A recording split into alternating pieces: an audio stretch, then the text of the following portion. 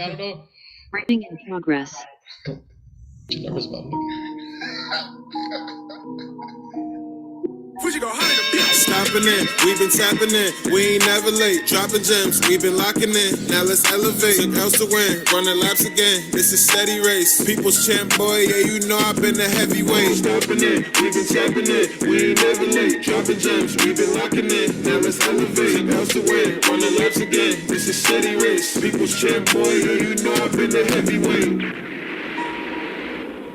Man, just do the butterfly with his hands.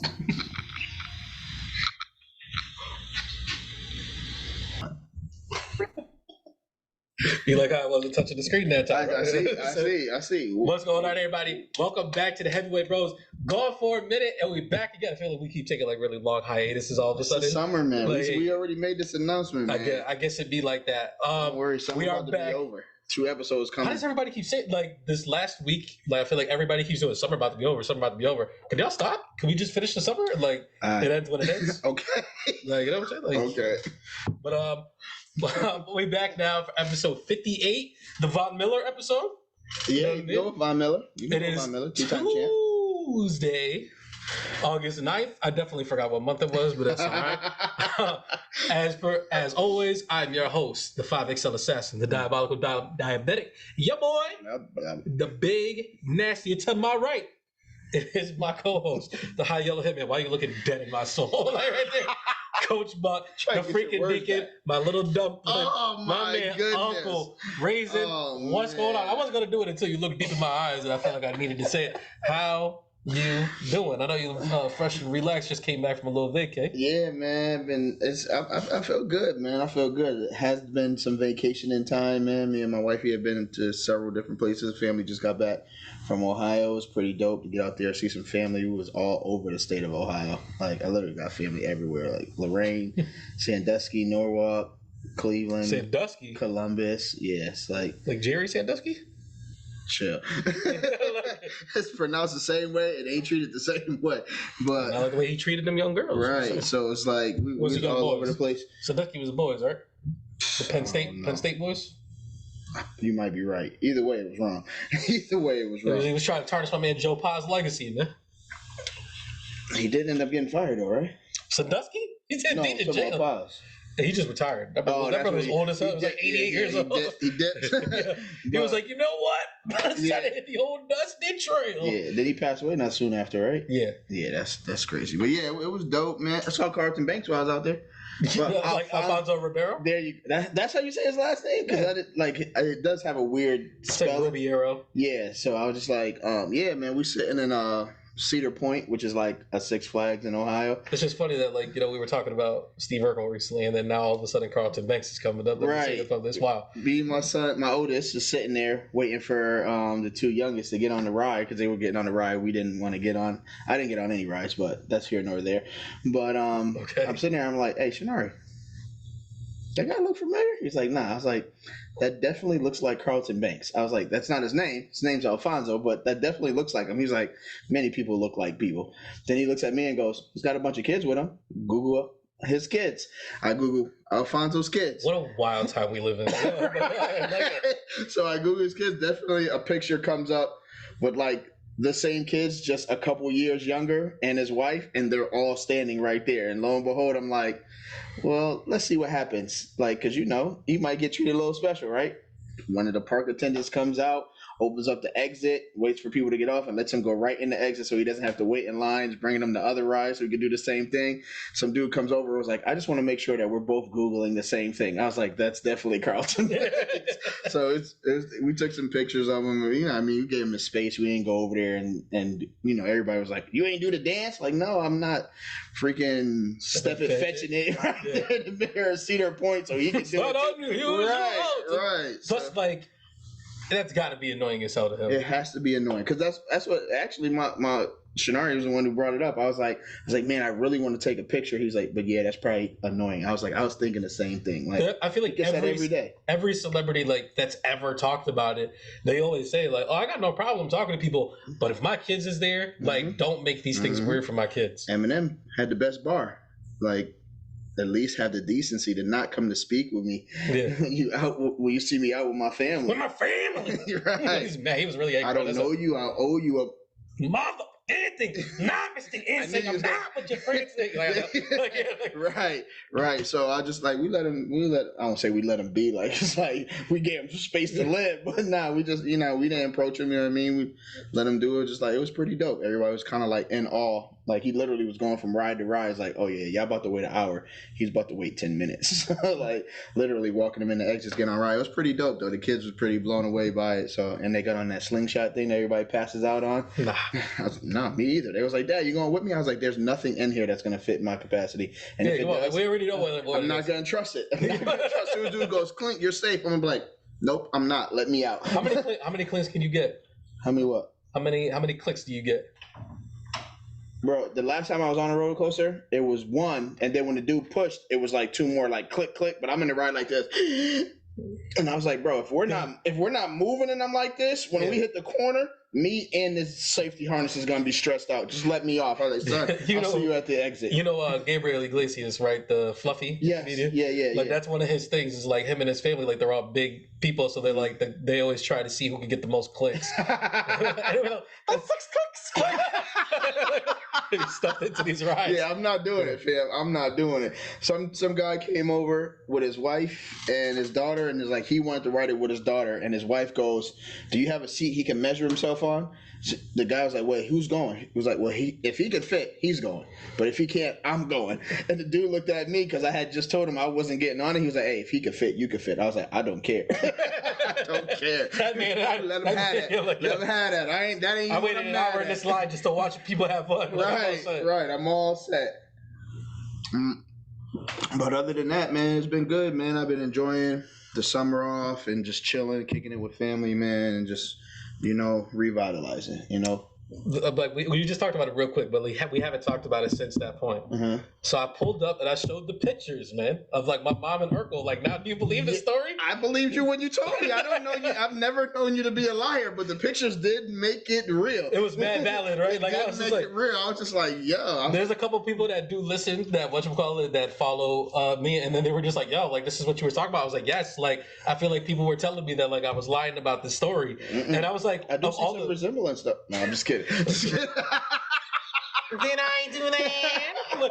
But I'm just like, I was waiting for you to just smile so I could be like, it's a rare condition in this day and age. But I was like, if I was to lie and make up a story, like why would I do Steve Urkel and Alonzo Mourning? That's what I was like, if I was gonna lie, I've never known you to be a liar, bro. When you told me, I believed it. I'm not. A lot of people do. I do be lying. I used to be lying. Yeah, listen, that joint was hilarious. But when you showed the pictures, I was just like, oh yeah, this brother's not playing. He's not playing that. My mom had the dates on it and everything, like right now, like me and Jaleel. Yeah. I was like, oh yeah. Yeah, and the most basic outfit with like the flights and the Arizona jersey. I was like, this guy's a human being. Yeah, the jean shorts. Like, my barber saw it. He was like, yo, is this before or after like the show? And I was like, well, clearly it's I was like, I think it's like towards the end of it, like at least. But I was like, he's clearly been in this for like a minute. Like he's older. He looks like Stephon. People will know that he's Urkel walking down the street. 100%. Yes. Like, you know what I mean? And he's just like, man, what could have been? I was like, that's what I would say. I was like, yo, we struggling over here for meals. And I was like, you trying to tell me there's a meal ticket in Martha's Vineyard? Joel, just a little light, just a little darker. I was already born when this happened. I was like 6, bro. Like, I'm telling you, my mom came back from this vacation and told me what happened. And I'm like, what? My bad. I forgot that part. Yeah. That's all right, man. You just started visiting a lot of island places with a stepdad like that. You got darker for sure. What's the kid? Lil Richie? Oh, yeah. That man had the sick iced tea escrow. That man never let that joint go. He was playing the piano and everything in that joint. He was tripping. That was a quick turnaround, though.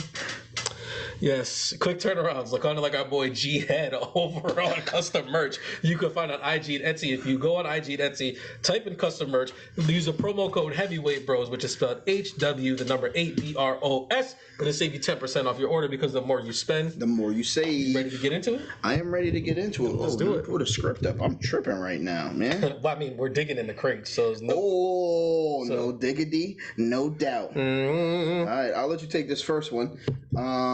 Beyonce dropped the album. You want to lead off with Beyonce? Like I feel like she's like, all right, we can lead off on it. No, we can come back to it. All right, you got it right. All right, so your boy. I got a lot of boys. Dropped a LP, EP, music. I know how you feel about that. He dropped some music. What are you talking? Did he drop an album or did he drop a song? He dropped a song. Your boy T-Pain. It's called rocking the same colors in the video too. Yep. It's called That's Just Tips. It's been out for like 11 days, maybe. He's already at like $1 million and some change. You schooled me on it because like I didn't even know. I was like, how was I not alerted of a new T-Pain song? It just popped up and I was just like, this must be something old that was digitally remastered or something. But I clicked it and it was just like, it was definitely vintage T-Pain. He looks super comfortable in his bag. I know he's always professed to like write his own music, not saying that he's lying, but it's just like, it takes a lot to get back in that saddle and like be confident about making music.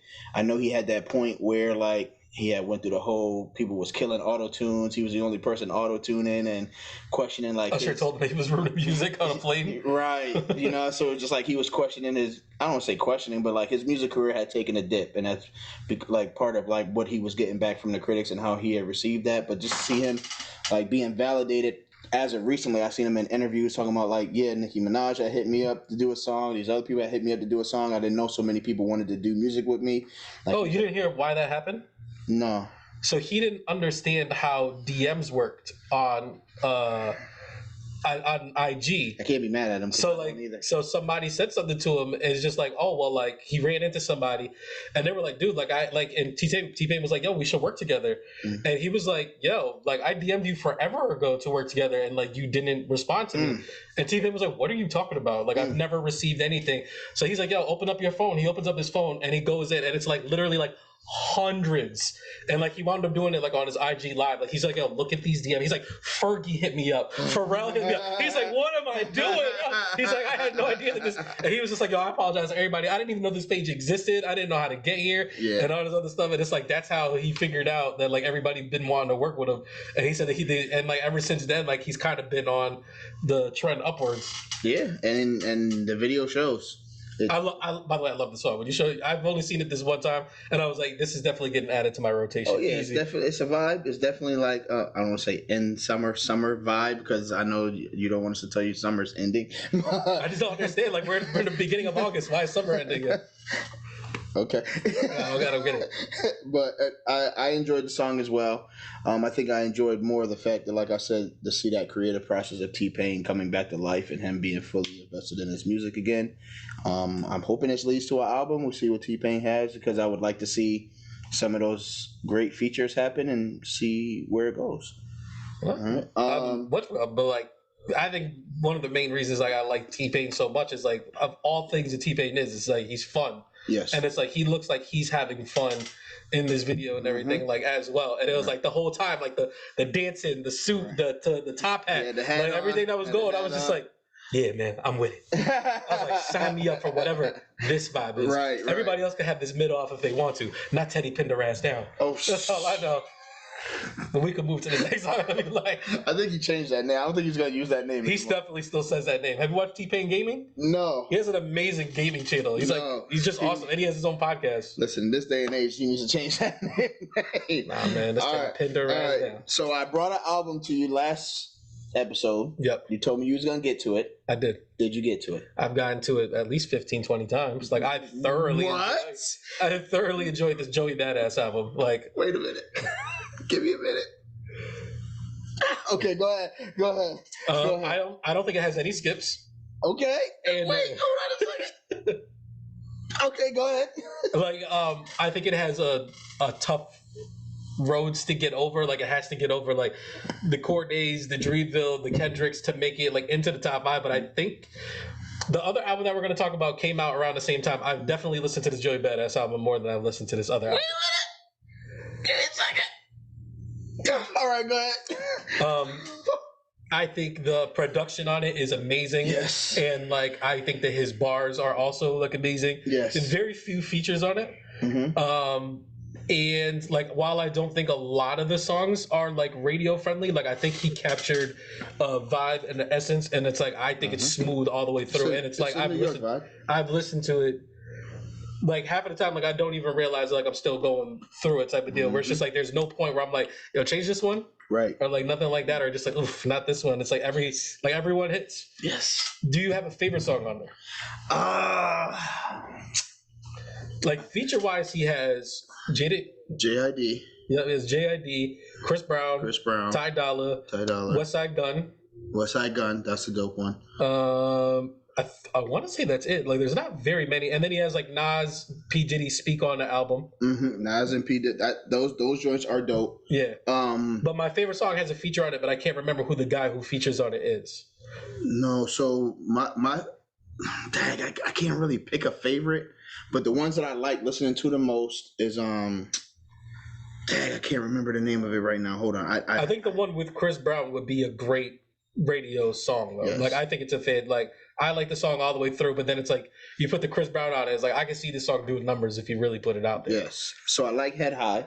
Okay. The one that's like time waits for no man. Like two step slow jam, dancing with the devil, trying not to lose my balance. I was like, man, that bar right there was just like enough. I like the song that he has. I can't remember the name of it, but he's talking about his homie that he was coming up with. And how everybody was like trying to say he did his homie dirty, like then his homie passed away, and how he's still striving through all the nonsense.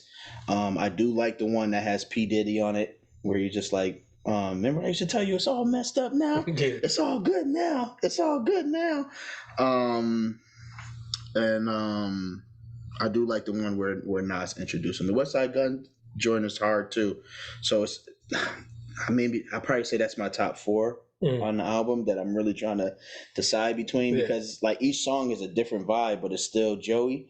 So it's just like it's really tough to choose between those 4. But like I feel like when I listen to it, like I don't pick and choose songs. Like I think every time like I feel like listening to it, I start the album from the beginning. And it's just like that's kind of like the way most artwork should be. Yep. So like me, like I usually like to have music when I'm riding, so I may take a couple songs, add it to the rotation. I literally just added the album because I can just go through that joint. So it's pretty tough. It's pretty tough. And I like me, I'm a big dude on like paying homage, and he does that several times on this album. I brought that up before. Like I feel like there's a couple times where he quotes Biggie. There's a couple times where he quotes Big Pun. I feel like there's even a song. I want to say that it's the Puffy song where I feel like he's kind of got like a Mace and Betha flow going on. No, he definitely does like a whole Mace verse on one of the songs. Yeah, and it's just like it like literally you could say like Mace probably could have rapped this joint and you wouldn't be able to tell the difference just by the cadence. Like he literally took Mace's thing. Exactly. I can't remember what song it is, but it's almost like remember how Drake did the what is it? Worst Behavior? It was like who's high, who not, right? Tell him who right. Like he literally took like that whole thing like that. So it was just like I was just like, yeah, this was a strategic album. Like you said, the bars is nothing to sleep on. So it was just like I really enjoyed it. I'm glad you enjoyed it. That made me happy. I really like the Chris Brown song. I like the song Cruise Control, but I think the best. Which one is Cruise Control? You want me to sing it to you? Because I feel like I like that one too. But there's not very many songs that I don't like on here, but the song that I think is the best, and one of the reasons why I thought it was the best is because like I feel like it's a subject that we in general just like don't touch on, and it's like especially like in the rap circles, and it's the song Survivor's Guilt. Oh yeah, and it's just like him talking about like that's when he's talking about his homie. Yeah, where he's like his friend wound up killing himself, and it's just like it was in 2012, so people didn't understand mental health and like all this other stuff or whatever. He was trying to tell people that he was messed up or like Stilo, whatever. I think his name was right, but then it's just like like we don't talk about that aspect of it. Is like being the person who's still around after somebody creates or does such a heinous act and stuff like that. And it was like I think both of because I guess he has a feature. I can't remember who's the feature on it, but it's like they both crushed it like on that song to me, and I was just like when they did it, like the song's like 7 minutes long. I feel like I was done. I was like, oh my god! I was like, run it back. Right. So yeah, that joint was tough, man. Yeah, that joint was tough. I'm probably gonna listen to the album when we're done. I listened to it on the way here. Yeah, for real. So that joint is fire. But the last album. The last album, I'll let you take this one because I haven't listened to it yet. I thought that you would have listened to it. I haven't listened to it yet, but I very much trust your judgment. So I was waiting for you to get back to me before I got it started. So Beyonce dropped her album Renaissance. Yes. I'm not a big R&B dude. You are the R&B dude of the group. I also am just not a big Beyonce fan. Okay. Like that, like musically. Say that out loud. It's okay. Like I feel like musically, like I feel like she doesn't make music for me. Like, you know what I mean? Like she doesn't cater to like my type of sound. She doesn't talk about like the type of subject that like matter that like I'm into. So it's just like if you don't make music for me, like, you know what I mean? It's like saying that like, oh, you don't listen to Taylor Swift. I'm like, Taylor Swift music gonna do for me. Like, you know what I mean? But like I actually really, really enjoyed this Renaissance album. I think it is kind of continuing the vibe of like Drake's album. Okay. So it is like a little bit more dance heavy, a little bit more poppy, stuff like that. Mm-hmm. I think it is an album that also needs to be listened to as a whole. Like it's a hard album to be like, listen to this song, listen to this song, listen to this song. So there's nothing on there that I could just bump on the radio? Well, I mean, that's the Break My Soul and stuff like that. Like and it's like Break My Soul sounds so much better when you listen to it in the context of the album. Okay, gotcha. Because like every song flows like into the next song. Got you. And stuff like that. There is like two songs that like I really, really like, but then like whenever I try to go pick them out and just listen to them, like I don't bang with it like that. But it's like when I play the music like in the order, it's like when I get there, I'm like, yeah, like this is why I bang with this song a lot. Got you. The one that the internet seems to be taking, it's called like Alien Spaceship or something Spaceship. Mm-hmm. And they were just like, it's the most Beyonce song. Like, this isn't the type of song that like Beyonce makes. Okay. Stuff like that. But like my personal favorite song is called Virgo's Groove. And it's like 6 minutes long. And it's like, it has like a hint of like an old house track that like we used to listen to. And I can't put my finger on what that song is. Like, you know how we did Break My Soul? Mm-hmm. Is like we finally figured out, I was like, you got to show me love. Hey. And stuff like that. But it's like this one has another one in it. And I'm like, what is this song? But it's just like, I feel like this is one of her better albums. I wasn't the biggest fan of Lemonade, even though I know like I hear that from a lot of people. It was like a lot of people love Lemonade. It's like one of the best albums of forever. But it's like people love Beyonce, so yeah. That is true. They do the thing where it's like the Michael Jordan thing where she's never done anything bad like in her life, never put out a bad song, never put out a bad album. Like you know what I mean? But like I think Renaissance is really good. Like I've been listening to the Joey Badass a lot more, but it's like yesterday, like I was on a drive that was like over 40 minutes long, and I was like, I ran through the Beyonce album again. I've at least listened to it 8 times. Okay. I think it's pretty. Like I think it's really good. I don't think it's the greatest. It's been out for what has it been? Like the tail end of June. It came out like June 29th or something. Like a week. Yeah. I think it's worth a listen. That's the best way I could do it. It's like, I mean, it's Beyonce. Like, what are we talking about? And that's what I was gonna say. I'm gonna listen to it.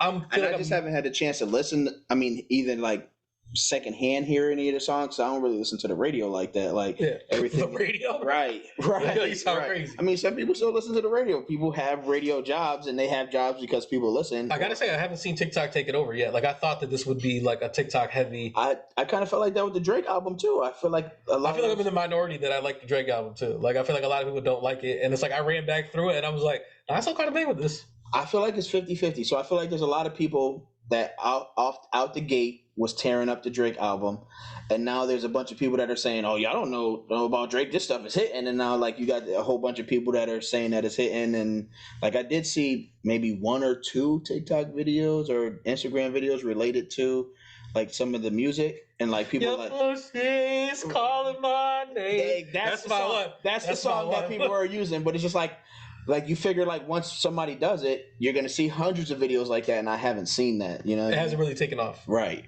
So you never know. There's still time. Plus, once people are done running around in this COVID-free-ish summer of being released from their house, and they're sitting around again when the winter hits.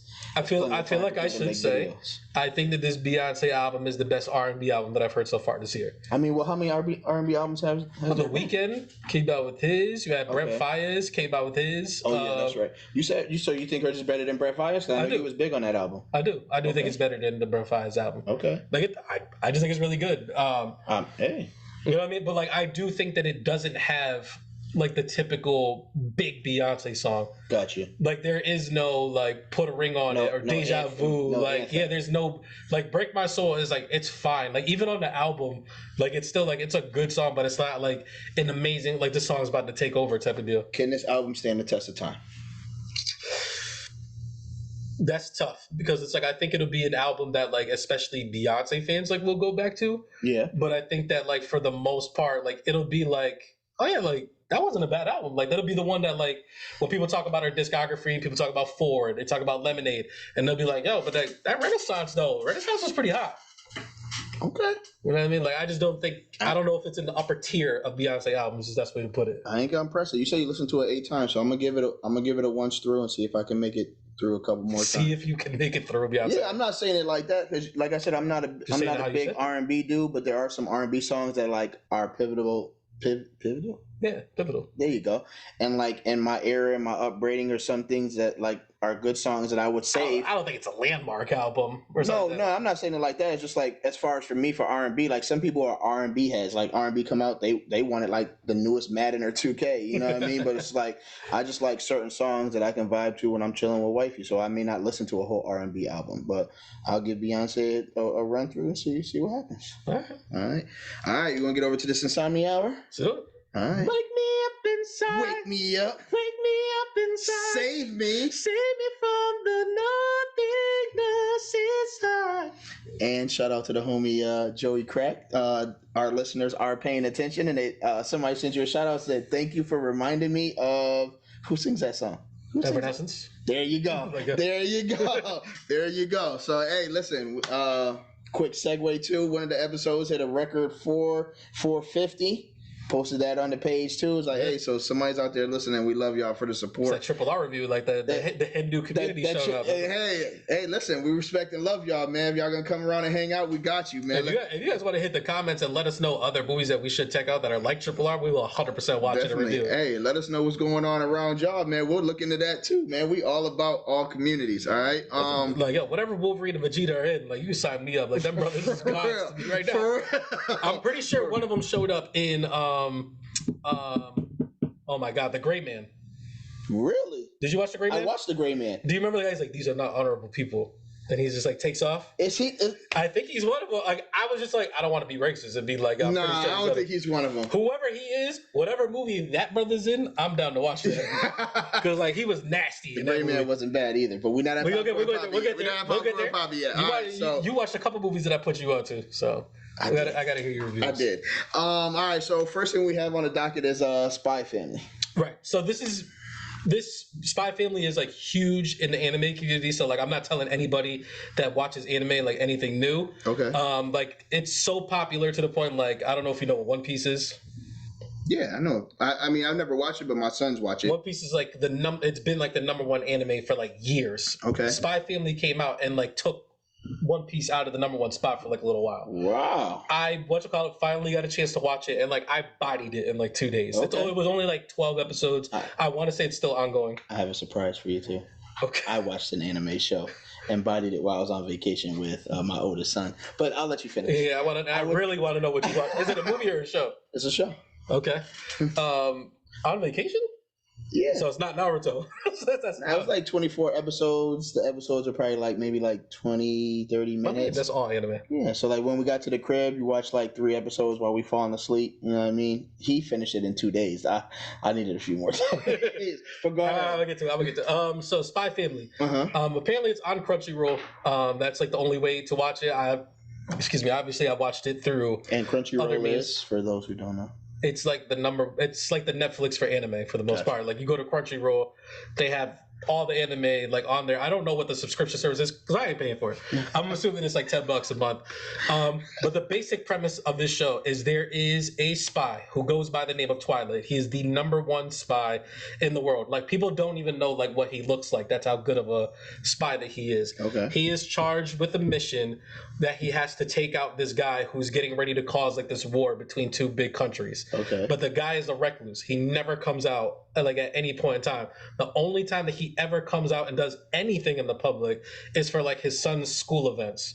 So like they tell him, they're like, what you need to do is you need to infiltrate the school in order to get in there. But like he doesn't know how to get into the school. He tries a bunch of ways, he can't really figure it out. So the only way that he can do it, elementary assassin. so like the only way to do it is he decides, he's like, I need to get a child into this school, but he doesn't have a family or anything because he's a spy. So he adopts this girl, and then he's trying to train this girl to get into this academy, and then they wind up finding like this woman. So like I'll what you call it, go a little bit further. So like apparently like one of the things that you find out about the little girl is like why she was in this orphanage and like all this other type of stuff is like she was part of like some program or like whatever, and she has she's a telepath. Okay. So she can read minds. Okay. But she never tells the dad that, but like, you know, like she'll pass a test because like she'll do like a crossword or something like that, and the dad will be over her shoulder like, oh well that's this and this. So she'll fill it out. She'll oh she's super smart. Perfect. She's perfect for this mission type of deal. But it's like she's actually like super dumb. She doesn't know anything. So like, you know, he's getting ready to get her to the school, and then he kind of realizes that like the school is like a very pristine school. Like they don't like the whole single father thing or whatever. So he has to get somebody to be to play the mother. And he winds up finding this girl who just so happens to like she's a very beautiful girl, but for some reason they try to play her like she's like a plain looking girl and like all this other stuff. Like she's a weirdo at her job. Yeah, like we've seen that movie before. Yeah, but like, you know, she like they just happen to bump into each other, and then like, you know, someone mistakes them for like boyfriend girlfriend. She's like, hey, do you mind pretending to be my boyfriend? And he was like, actually, it'd be perfect because I need you not to pretend to be my wife. So they become this spy family to what you call it. And it turns out like she's actually like one of the top assassins in the world, but they don't know that. Wow. And it's like very entertaining and heartwarming like at the same time because like they're also learning how to be a family. So, it was beautiful. The tone and cadence for me. When I went to that Comic-Con, there was a bunch of people dressed up as them, but like I didn't realize that that's what it was at the time. And now watching it, I'm like, oh, I was like, I didn't get it. Like these people were dressed up as like, because the girl has a very specific look, and like so do the parents. I wonder if those are the two people I saw at the breakfast spot at that time. It was not. You said the dude was dressed like a werewolf or something like that. Like, it was like, they are regular people. All right, so and you said this is on Crunchyroll. Yes, it's only 12 episodes right now. I'm not sure if it's ongoing. Okay, but it's like it's doing numbers, so like people are watching it. So I'm assuming that it's still ongoing, or if not, if we're waiting for a season 2, because like the last episode I watched didn't feel like a finale. Okay. So like it's gonna be much anticipated if there is a second season getting ready to come out. All right, there you go. Sounds good. Spy Family. All right. So the anime I watched was called Vinland Saga. Oh, I know Vinland Saga, bro. Okay, my bad. Go ahead. I didn't know Vinland Saga, so I ended up watching the first 2 episodes with my oldest, and I was just like, you know what, this is kind of fire. I kind of want to see what happens. From I mean, like Vikings is what you call like right up your alley. Right. So like if you watch the show Vikings, like this is pretty much that. This is the Northman anime version, is what this is. I'm with it. So the premise of it is like there's this very super strong fighter, like not like over abilities, but like he's been fighting so much that he literally is like the most tenured fighter of all times, and he just shows up, people quiver. People who try to test him, they get put down, and then he decides that he doesn't want to fight for this army or for anyone anymore, and he just wants to have a family. He's fell in love, so he ends up leaving the entire life. He's trying to teach his son and everybody around him that like the true master swordsman doesn't even need a weapon.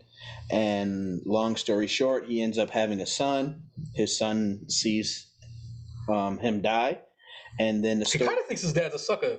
For a little bit. He does. He definitely for a little bit. And then, until he realizes like how thorough your pops really is. And the son of Thor's. Facts. His name is Thorfinn. The dad is Thor's. Yeah, the dad is Thor. So the whole series is basically the son trying to get revenge on the guy who orchestrated the murdering of his father. And he doesn't know how to fight. He ends up living and growing up with the people who are responsible for murdering his father, just so he can be around this guy to keep trying to challenging him until he has the chance to kill him, or until he's like nice enough with his blades to kill this guy, and it's a really good story. And the guy who killed his father has his own plot for trying to take over a kingdom, and he's moving around with different Viking groups while they're also pillaging like towns and cities. And it's on Netflix now, right? It's on Netflix, yeah. Because like I watched it on Amazon Prime, and it's like I think I recently saw that it was on there. I was like, I just finished the show, and now it's on Netflix. So it was pretty dope. Season 2 just dropped the trailer that is getting ready to come out. So I need to see that trailer because it's a fire trailer. I was just like, oh boy, I'm ready. So the one thing I'm starting to enjoy about anime is one, you don't have to worry about casting. Two, it seems like the stories are always well put together. But like as far as like filming, that's pretty easy too because it's just drawing. But it's like it's super expensive though. It is super expensive. Financially, I'm not taking anything away from that. But what I have noticed is like it seems like the finales are so good that you're always looking for what that next season is going to come. Like, and I'm not taking away from any real life stuff because I don't want people losing their jobs and everything should go anime.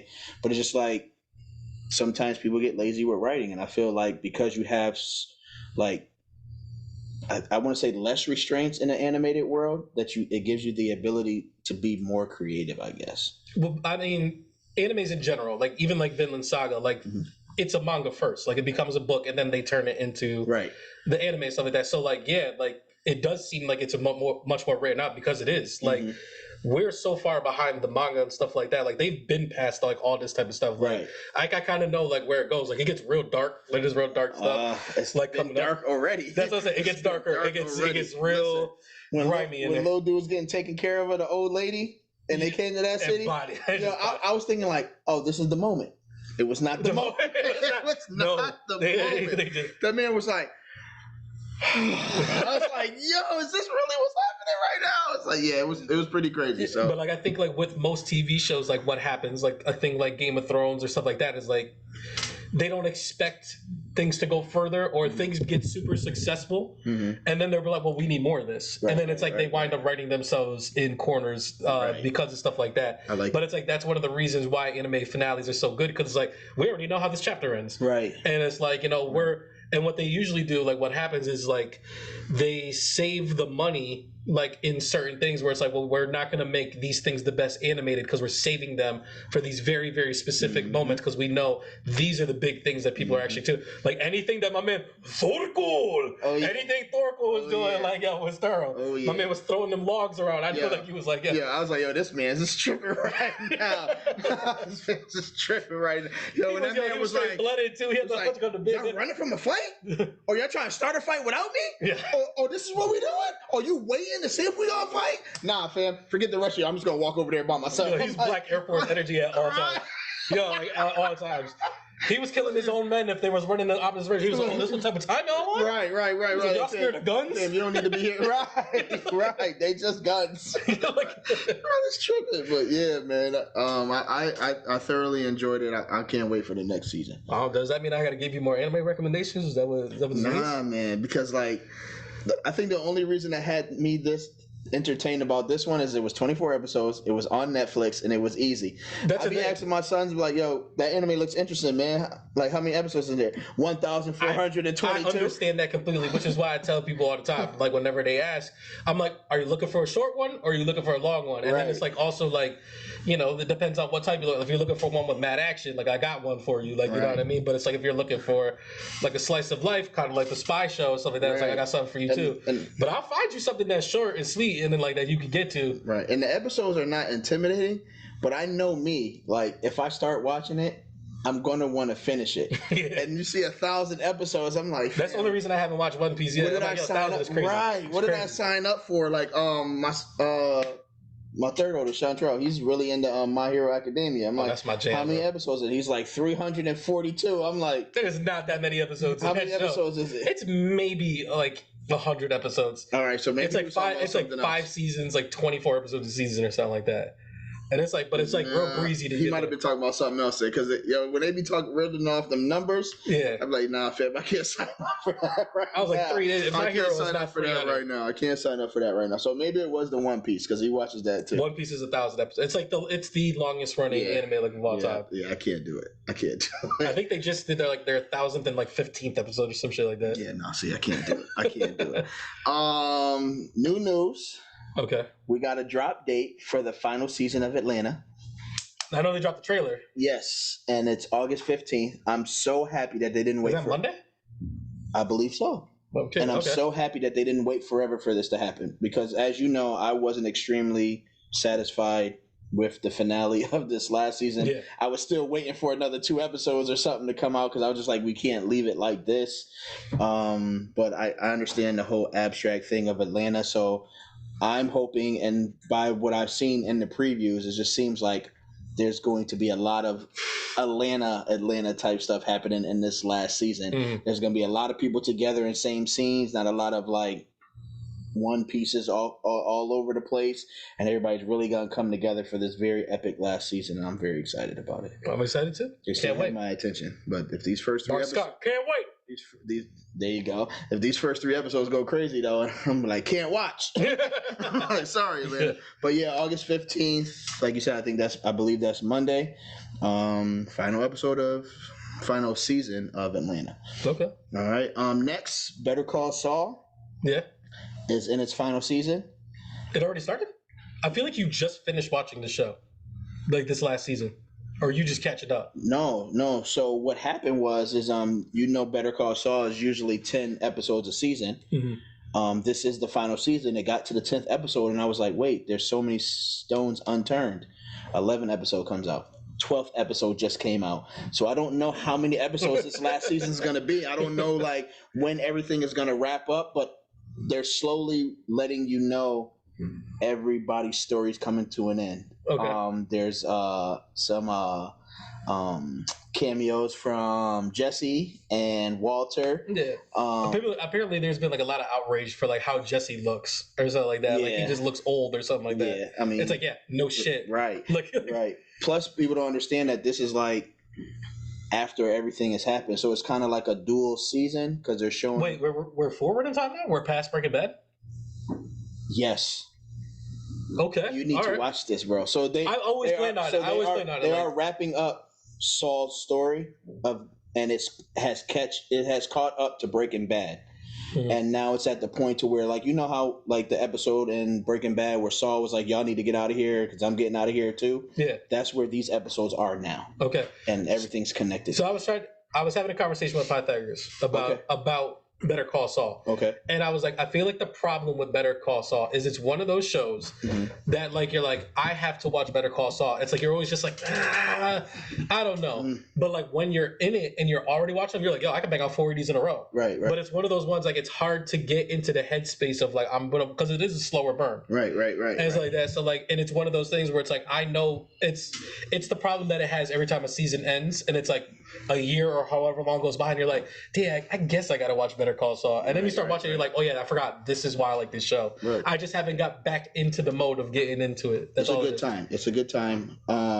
This last episode though, they almost threw me a curveball because it was like the Kate Wexler episode, and I was like, I've seen it on Twitter. I was like, people were just drawing a lot of crying emojis. I was like, yo, I don't want this burner episode of some Kate Wexler. Like, please don't do this to me. I don't want to watch. So you're on the opposite end. Everybody else is like, yo, this was one of the best episodes. Like, it did end up being a very good episode because they didn't burn the whole episode on Kate Wexler. So yes, it like the first 20 minutes, 15 minutes was Kate. But it still turned back into Saul. You still, this is the another Jesse cameo is in this episode, and it shows like a lot of that stuff that's breaking down. Like there's a conversation between her and Saul. Like it's like they didn't like you know when some people are burning an episode because they need some time. Yeah. That's what made me upset about. Definitely a filler. So that's what made me upset. I'm like, yo, this is definitely a filler episode. I do not feel like watching this, and it turned out to like not be. It was still kind of a filler, but it was an entertaining filler.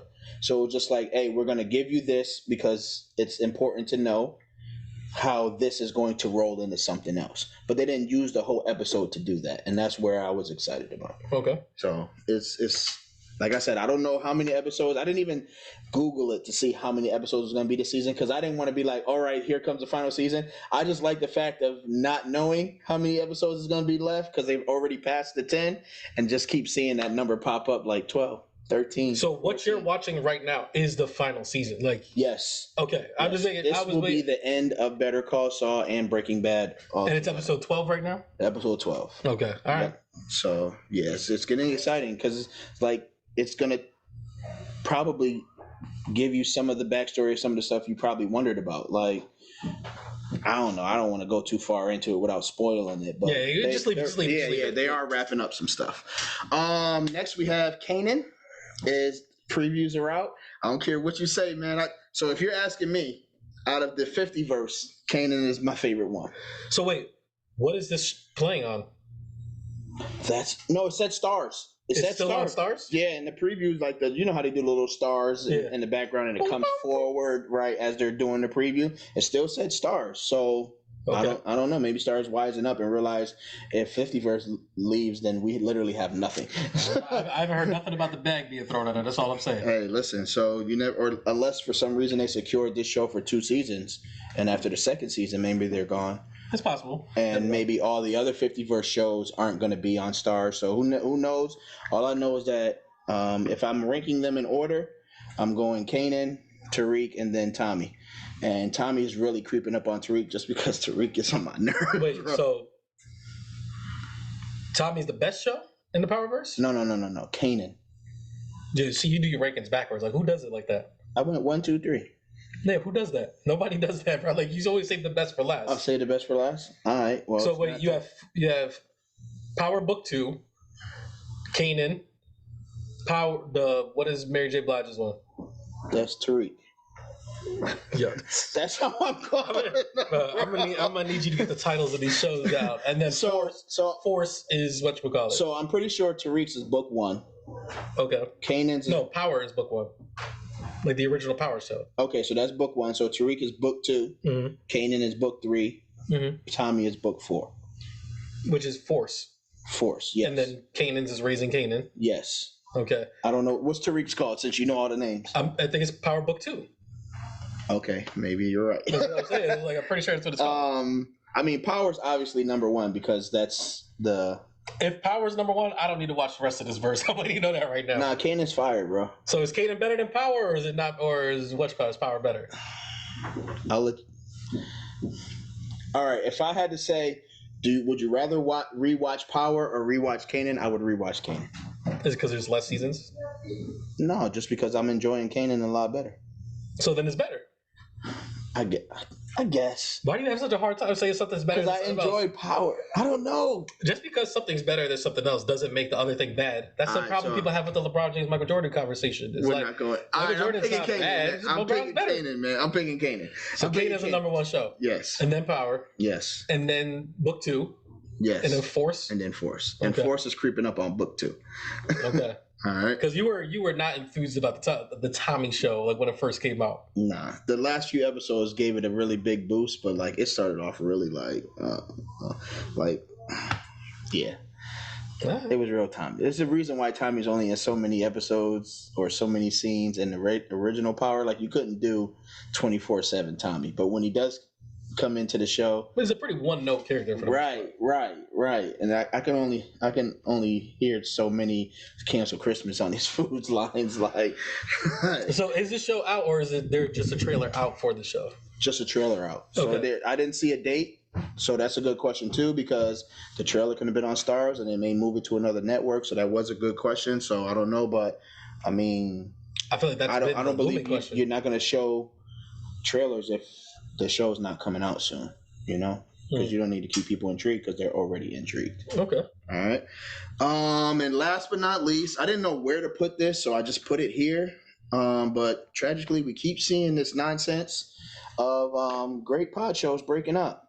So, you know, not that long ago. It was the Joe Budden podcast with Mom. Is this how long it's been since we've recorded that Desus and Mero were still together? Yes. Okay. Desus and Mero have broken up and gone their separate ways. Okay. I guess it's over like a producer guy who's their manager that's been managing them for a while, and the network didn't see eye to eye with the manager, and Desus was like, nah, I'm all set, the network is right, and Mero was like, no, I'm rocking with my homie because I've always rocked with my homie, and they decided to go separate ways based on not agreeing with the network's decision of the manager.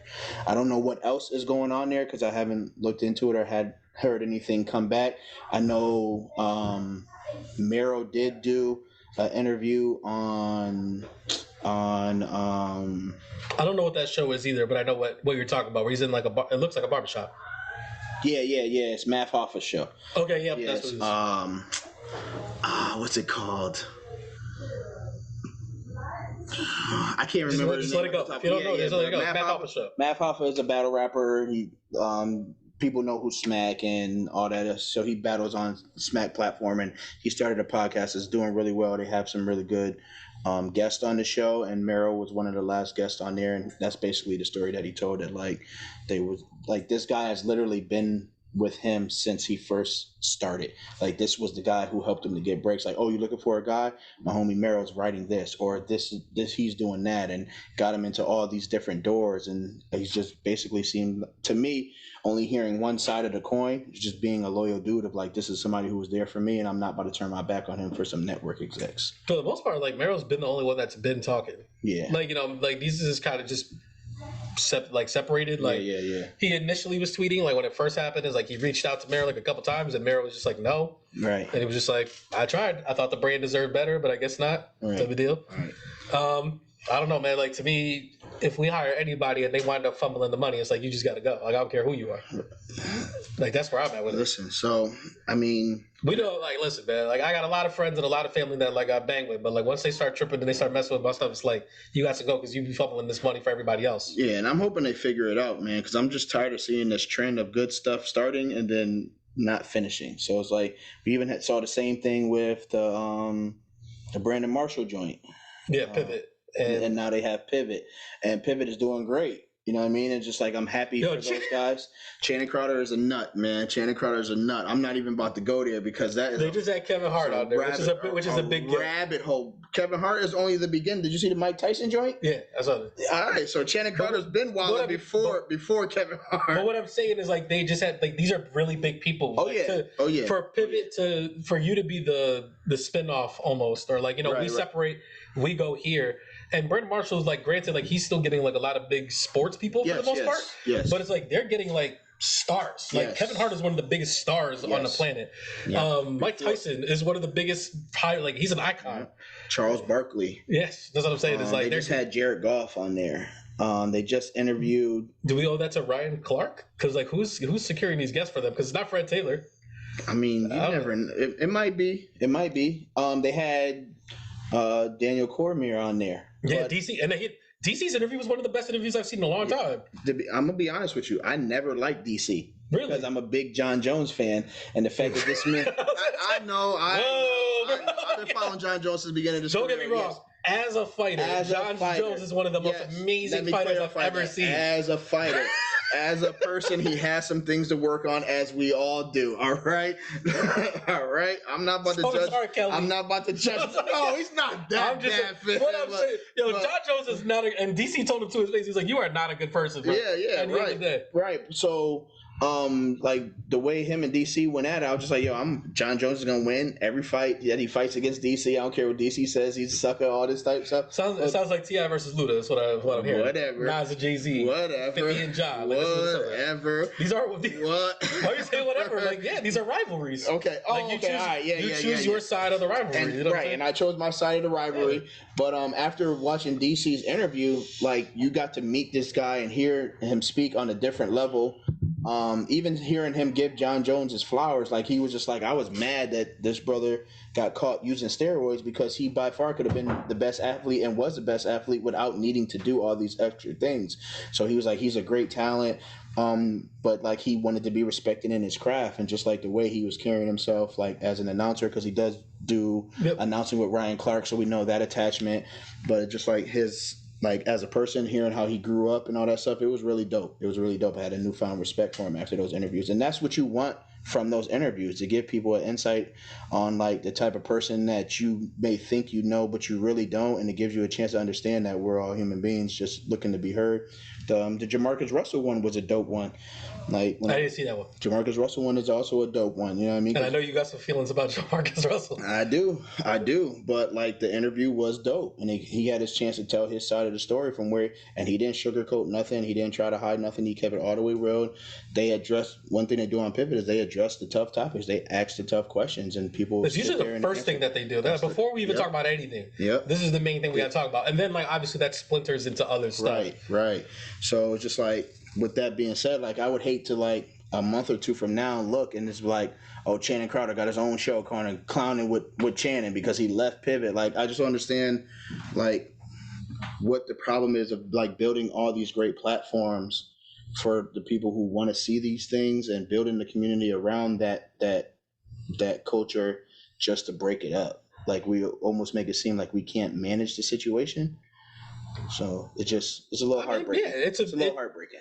It's any type of relationship, right? So like if one person, because it's like, well, yo, they didn't come to see you, Otis. They came to see the Temptations. Like, you know what I'm saying? It's like, nah, like ain't nobody here to see you. That's what I'm saying. It's like, who's Otis? What I'm saying is like, for instance, I watch like all the movies on here. You watch all the TV shows. Right. If there was a big time movie podcast or something on it, and it was like they would want me on there over you because I actually watch the movies. Right. But I'm not getting my feelings about that. But that's what I'm saying. That's different. It's like you wouldn't get your feelings on, but like they do. And it's like when you do that, and it's like, well, how come you get to do this thing, and it's like now your star is getting bigger, and it's like your checks are bigger, and now our checks don't look the same. Right. And it's like, you know, when there isn't that type of, when they're not friends beforehand, where it's like we are coworkers, like that's what changes a lot of these things. And like I think that was a big thing with the Desus and Mero thing, is like people have shown like a lot of clips where it's like you could kind of see where it's like they were kind of getting on each other's nerves like quite a bit, like on their own podcast.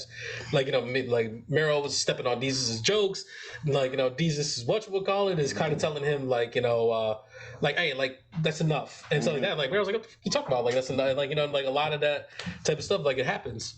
But I mean, I really haven't paid attention to them since they left. Was it Showtime, or they're on Showtime now? Yeah. Once they got the Showtime, I really lost connection because I watched like maybe like the first 4 or 5 episodes of it, and I was like, it's not what I was looking for. Yeah, I liked it. But like when they were before, like I couldn't get enough of it. I was rewatching their stuff like all the time. But like, yeah, like what do we got next on the docket? Like I hope that they do figure it out, and it's not animosity. I hope so too, and I hope that like the money doesn't keep being the distributing factor of why people are losing groups, because I know that was a reason for Joe Budden's situation.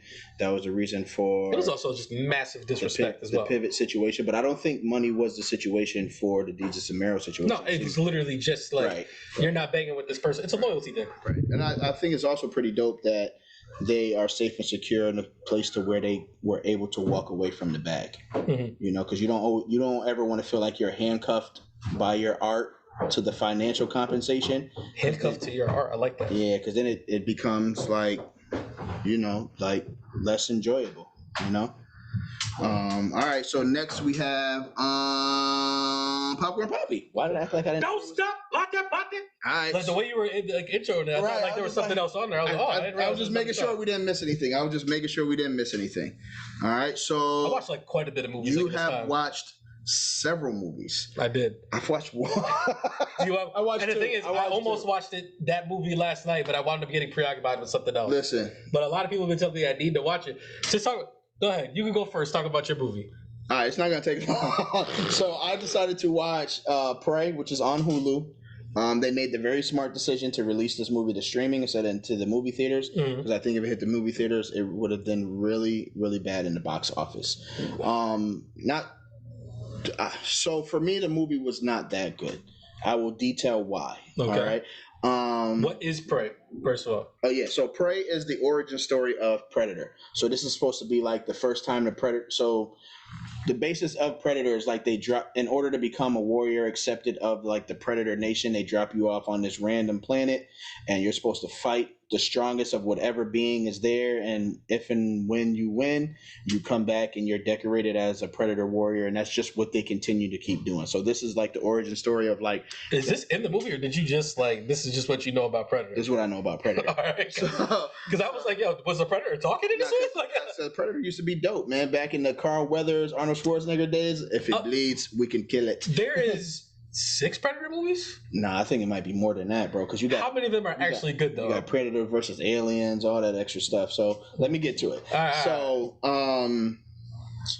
this is the origin story. So this is basically like the first time the Predators were dropped on planet Earth, because they've been dropped on planet Earth in several different time zones because the human race keeps evolving. So the Predators evolve, and it gives them a chance to continue to keep testing themselves against new technology and new fighters, continue to see if they are the strongest. Okay. Right. So for one, it's the same Predator concept that you get from every other movie. So I know they're trying to reboot it, and that's why they started with the origin story. But I just feel like it wasn't enough to get me over the top of enjoyment. It's just basically the same thing over and over again. And I ultimately got to the decision of understanding that every Predator is a sucker, man. It's like, because like you keep showing up wanting to fight, and you got all these thorough moments, and then you end up getting killed anyway. It's like not. Oh, don't spoil this movie. Every Predator dies in every movie. There is no spoiling of the movie. Every Predator always dies. They was getting worked by the aliens too, bro. They was tearing up mad aliens. Yeah, because they had Sanaa Lathan who teamed up with the homie. Oh my god. You know what I mean? But bro, this man got off by old. I want you to really think about what you just said. This man got off by old, limpy, bad hip Danny Glover, bro. Man gave him the lethal weapon look over the gun. It was like, get you old for this shit. Come back. So the thing that I thought was dope is that they brought in like the Native American heritage, and there's a young lady as the leading role, and like she showed like she's to be thorough. Like even her brother was thorough in the movie. The thing that I thought was whack to me is just like the brother is giving this man that work. Like you're supposed to be tough. Like you giving this man that work. Like the Predator had a thorough fight with a grizzly bear, bro. I was just like, so that's the clip that I saw where I was like, oh, maybe I do need to check out this movie. That clip was fire. Yeah. So there are some fight. So the fight scenes are very choreographed, like very well choreographed. I like the fight scenes, but it's just like the premise of the movie is just like I don't think it's something you can revamp. Like I think it's time for them to move on from this. But long story short, this movie's not very long, right? Like it's only like an hour and a half or something. Right, like right. In that hour and a half, the brothers and the movie does come to like when you're fighting, like, oh, we're already at the end. It's like just like that. But like the brothers giving the Predator work, and then all of a sudden this man's like, time to cloak. I'm like, fam, this is not being a warrior. He's a sucker, man. That's the whole point of the Predator, right? Is like they have like an honor type system. So right. So like that's what they do is like, and like even if it's all over, I'm about to self-destruct and kill me, all my technology and everything around me. We all. It's like seppuku. That's like their form of law. This brother was getting worked by the brother, man. This man was like trying to cloak. I was like, oh, and even the brother was like, yeah, I can't. Like that's like every time you win a fight and then someone pulls a strap out, you're like, oh man, why are we gonna put the hands to it? Like now I know you really got beat up if you pulled the strap out. And that's basically what it was. But it's just like if I was to say like, should you watch this movie? I was like, don't schedule it in your day.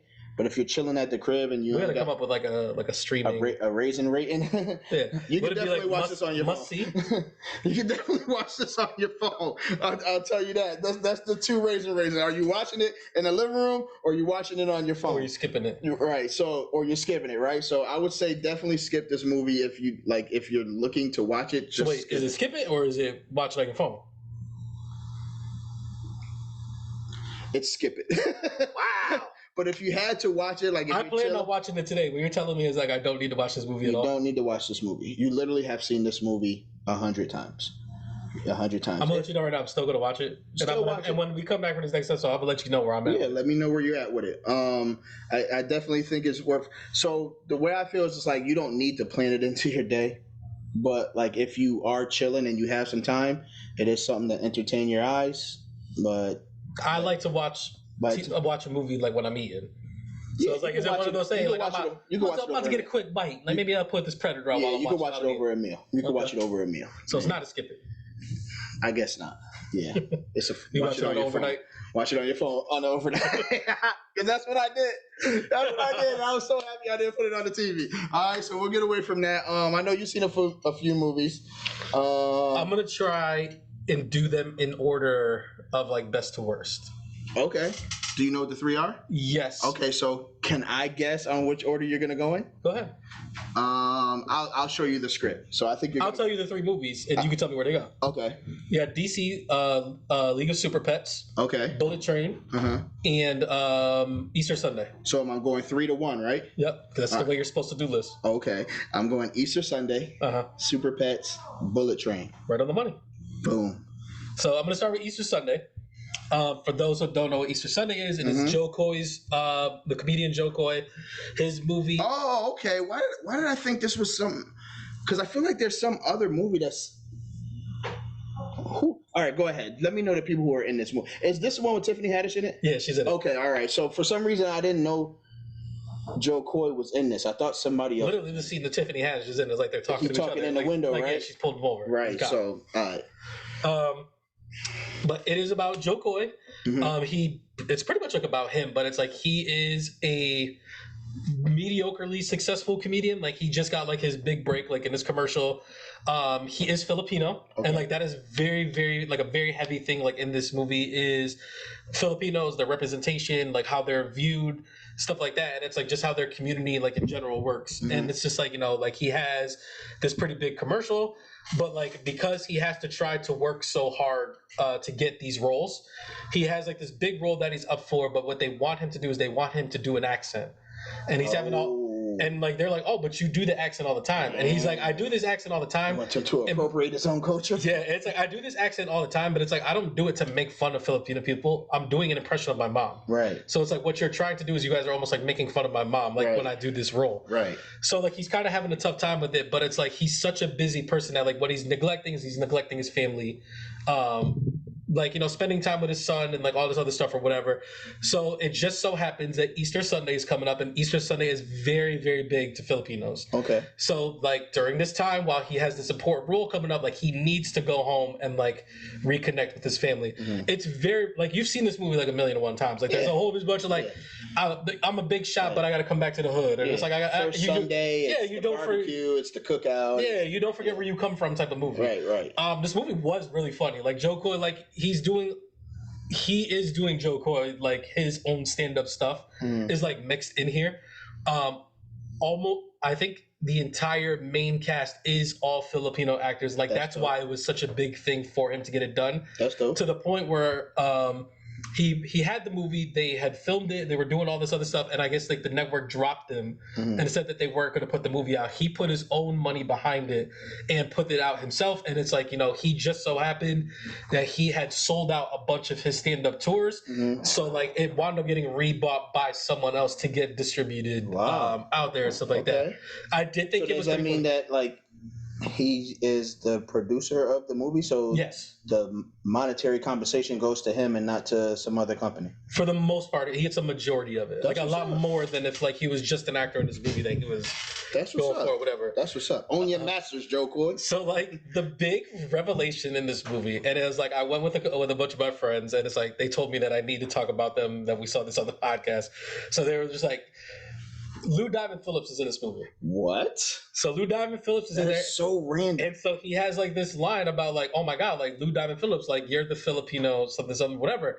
And like, I feel like everyone in the theater collectively was like, wait, Lou Diamond Phillips is Filipino? Because then like the dude telling me, he's like, yo, it's La Bamba. Like, yo, like, dude, he did it. And like, he's like. Definitely thought he was a white racist. And like the guy is just like, what?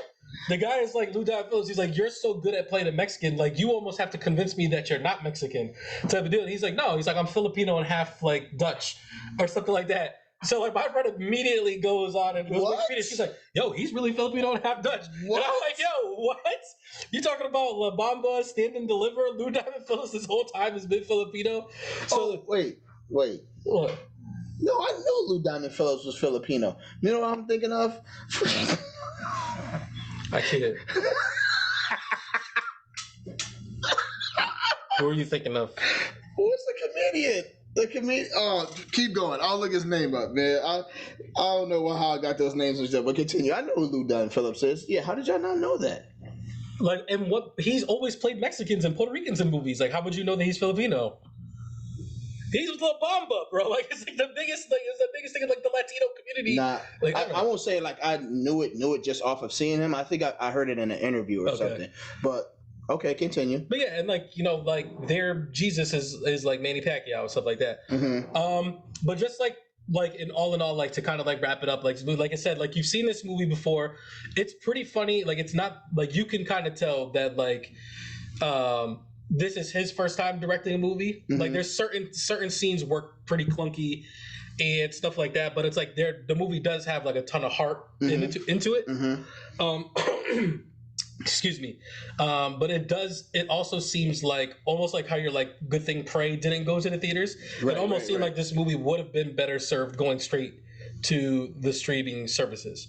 I mean, I can get that because I don't know like I said, once you get to like so many of those family type oriented movies and with streaming being the way it is, you kind of almost feel like those are where those movies are supposed to be.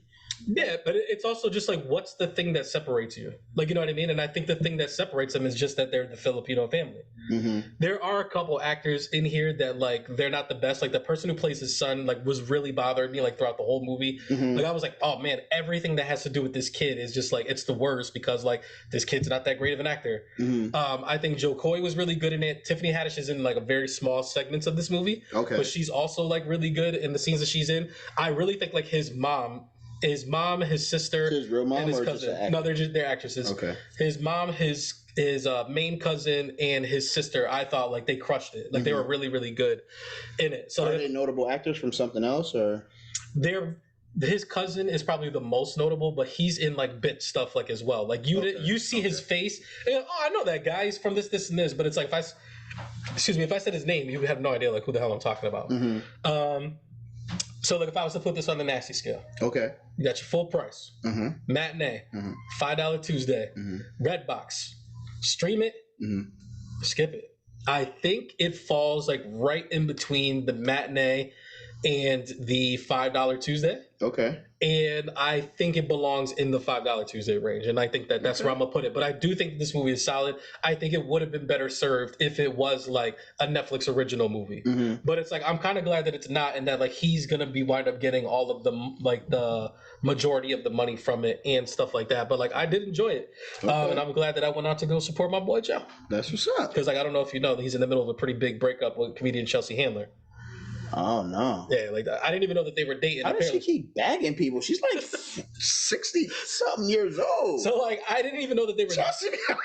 So like, I didn't even know that they were dating like that. She don't like white guys. No. So like, let me tell the story, bro. Let me tell the story. I'm sorry. Like, yo, so the friends that I went to go see the movie with, they went to go see Chelsea Handler when she came to the MGM. Okay. And Joe Coy was there, and it was like, they talked about them dating, and like they were like madly in love like at this time. What? And it's like there's a whole point like in her set where she just talks about like she just doesn't bang with white dudes anymore, like Filipinos are the way to go and like all this other stuff or whatever.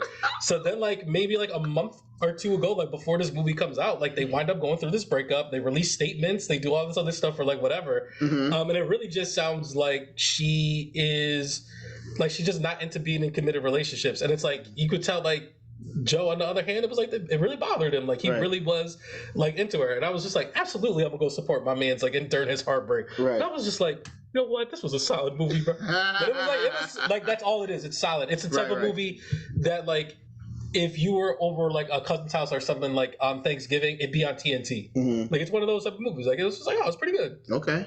All right. You done with that one? I am done with that movie. All right, so your second one is Super Pets. It's DC's League of Super Pets. So this is with Kevin Hart and The Rock Johnson? Yep.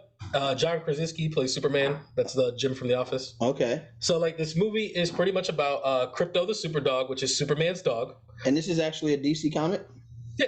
Okay, I didn't know. Yeah, so like you don't know who Crypto the Super Dog is? He's like Superman, he wears the cape and everything. Well, anyways, like it's pretty much a story about like it's a man's best friend type deal where it's just like Crypto is Superman's best friend, but now Superman is dating Lois Lane, and like Crypto's starting to realize that it's like he's dropping down a tier in Superman's life in importance. It's not bros before those. Yeah, so like and like he's slowly starting to figure it out, and like Crypto, his only friend is Superman, so he doesn't know how to make friends with like other dogs or other animals because he's so used. He's like as Superman, he is Clark Kent, but it's like Crypto is always Crypto. Like there is no Clark Kent to. So he's like, even when he talks to other animals, he's like, "Hello, citizen," and like he does like stuff like that, and they're just like all the other animals are like annoyed with him, type of deal. A super villain. So Lex Luthor has a plot to bring forth this giant meteor made out of orange kryptonite. Why wouldn't he? But the thing is, like, he doesn't know what the different, like, in this universe, they have established, like, all the different types of kryptonite, where it's like, you know, there's red kryptonite that does this, so on and so forth. He doesn't know what the orange one does. Okay. Come to find out, the orange one gives people the powers, or it just gives powers, but it only works on animals. But he does not know that. What? Who knows that? Is Lex Luthor's guinea pig that he was working on, figures it out because she's a super genius that goes by the name of Lulu, which is killing me the whole movie. Because it's like, bow before Lulu. Like, I can't wait. Yo, it was such a good movie, bro. Like, it was I can't wait.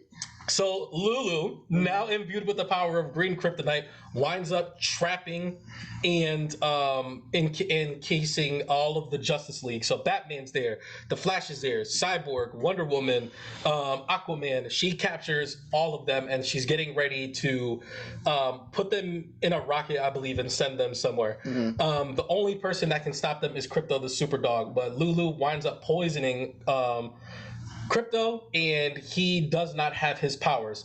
Lulu at the time was in a animal shelter, which is where Kevin Hart is. The Kevin Hart as a dog. There's a pig. There's a turtle and a squirrel.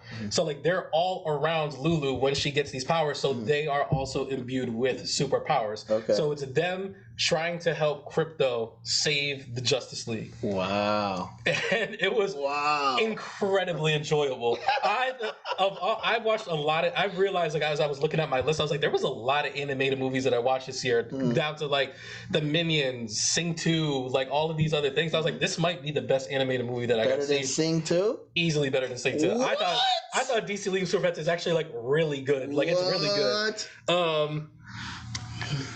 If there's one problem that I have with this movie, I think The Rock was very much miscast as Crypto. He was very, like, he bothered me like a lot in this movie. I was like, why is this The Rock? Right. Kevin Hart kills it in this movie. And you know, like, I am very Kevin Hart fatigued. Like Kevin Hart like annoys me now to the point of stuff like that. Like Kevin Hart made me shed a tear like in this movie. Like he's like, because like also like, because like I said, like these animals, they're in an animal shelter, so they're rescue pets. Right. So like you also get like their backstories about like why they're in there. Cause like that's the whole thing is like, so it's Ace who is Kevin Hart. There's the pig. I don't know like all their names, so I'm just gonna go pig, turtle, squirrel, and guinea pig, and they're all in there, and they've all been there for like a very, very long time. Okay. And like that's also like a thing that like that is known as like, you know, like Ace has been there the longest.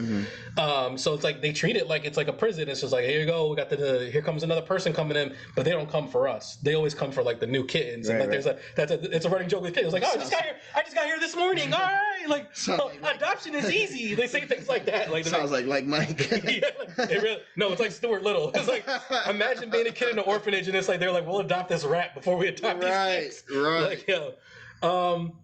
But like I thought this movie was very funny. It was really, really like heartwarming, like a lot of stuff. Like it does like a lot of because like while it does apply to as like pets and owners, like it is just like having to let go of like friends or like understanding like when your role is like you're going to have to diminish for certain things, and it's like getting in the way of people or like understanding how to have that type of stuff. Right. I don't want to ruin like the end of the movie or like anything like that. There is 2 post-credit scenes for this movie, though only one of them you really need to stay for. It's the first one. It was pretty funny. I thought this movie was really good. Yet again, if I was to put it on the national scale, I think it does fall in between matinee and full price, and I think I'm going to go full price with it. Okay. I don't know if you've seen. I didn't doubt that because your excitement seemed like it was going full price. I don't know if you've seen the DC stuff that's been going on with them. So like they've canceled. So they had a movie, a Batgirl movie, that was all like I think it was like 90-something% done, and they just canceled it because they've decided that they're scrapping all of their movies, like all of their TV shows, everything that's on HBO Max, and they're literally starting from scratch to try to. They're working on a 10-year plan to try to keep up with Marvel because like they've been fumbling so crazy with all this stuff. It's not gonna happen. I really hope that they should have saved the money you made on that remastered Justice League.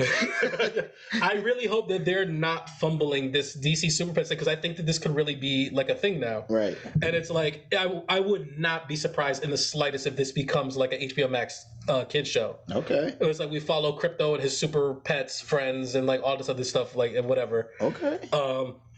I don't know if you had any questions in this movie that like you wanted me to talk about, or if like you just wanted to go see it. I think you should definitely see it. I'm going to take Nice to see it. I'm going to take the bad person Lulu. It's just like they do it like a lot, like in this movie too. Like because the Zod's thing is like kneel before Zod. It's like kneel before Lulu.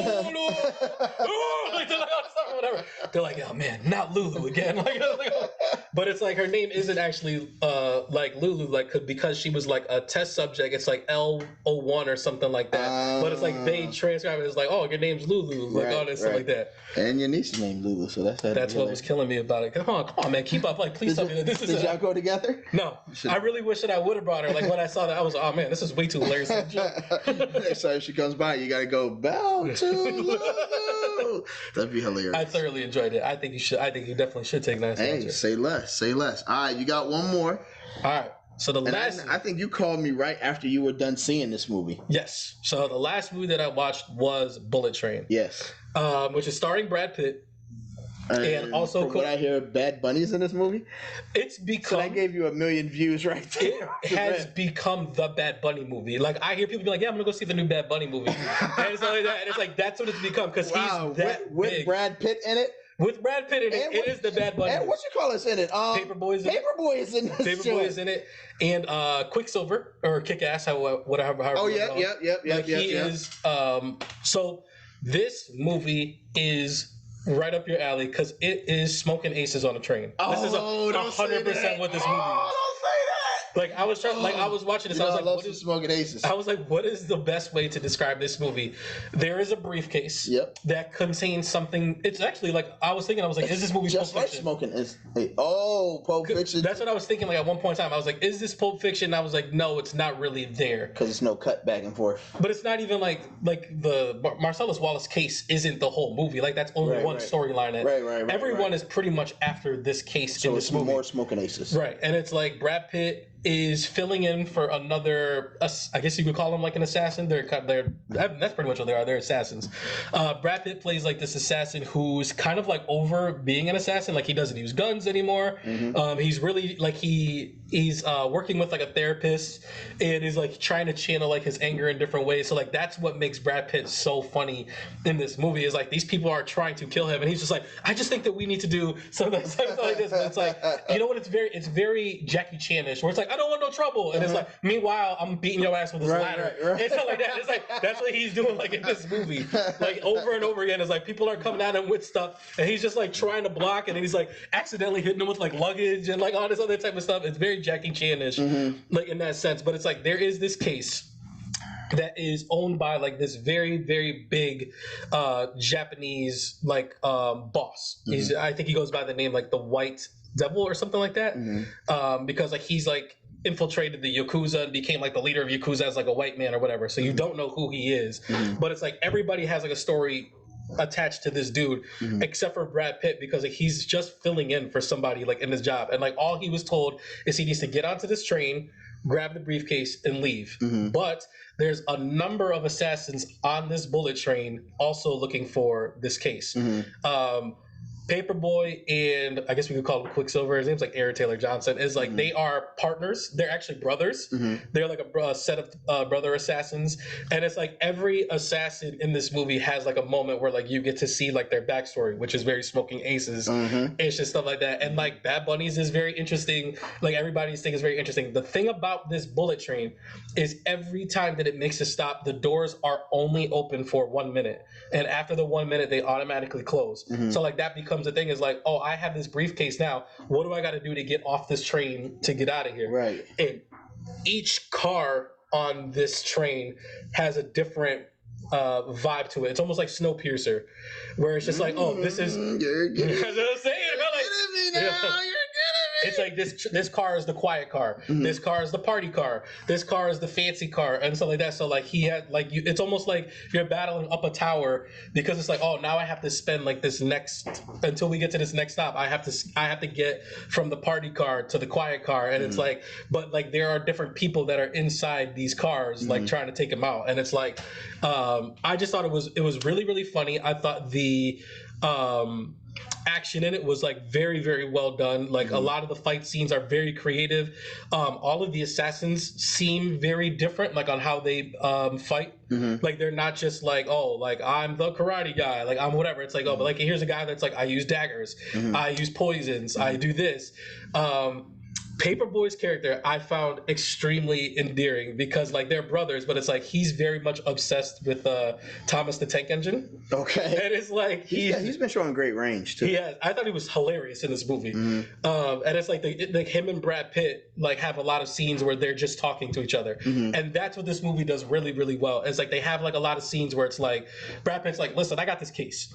I just want to get off this train. What do I got to do to get off this train? And it's like they're sitting down. They're like, "Nah, bro, I got to kill you, man." Like, it's like they're doing like all that other type of stuff. And it's like, do we really have to do this? And it's like, yeah. It's like, all right. Like, do we want to do this here? Like, how do you want to do it? Like, and, you know, they're doing like it's very like Princess Bride-ish too. Like, you know, it's like, you know, that's what I'm saying. Like, no, like if there is a flaw in this movie, it is that a lot of the scenes that utilize CGI in it, they don't look very well done.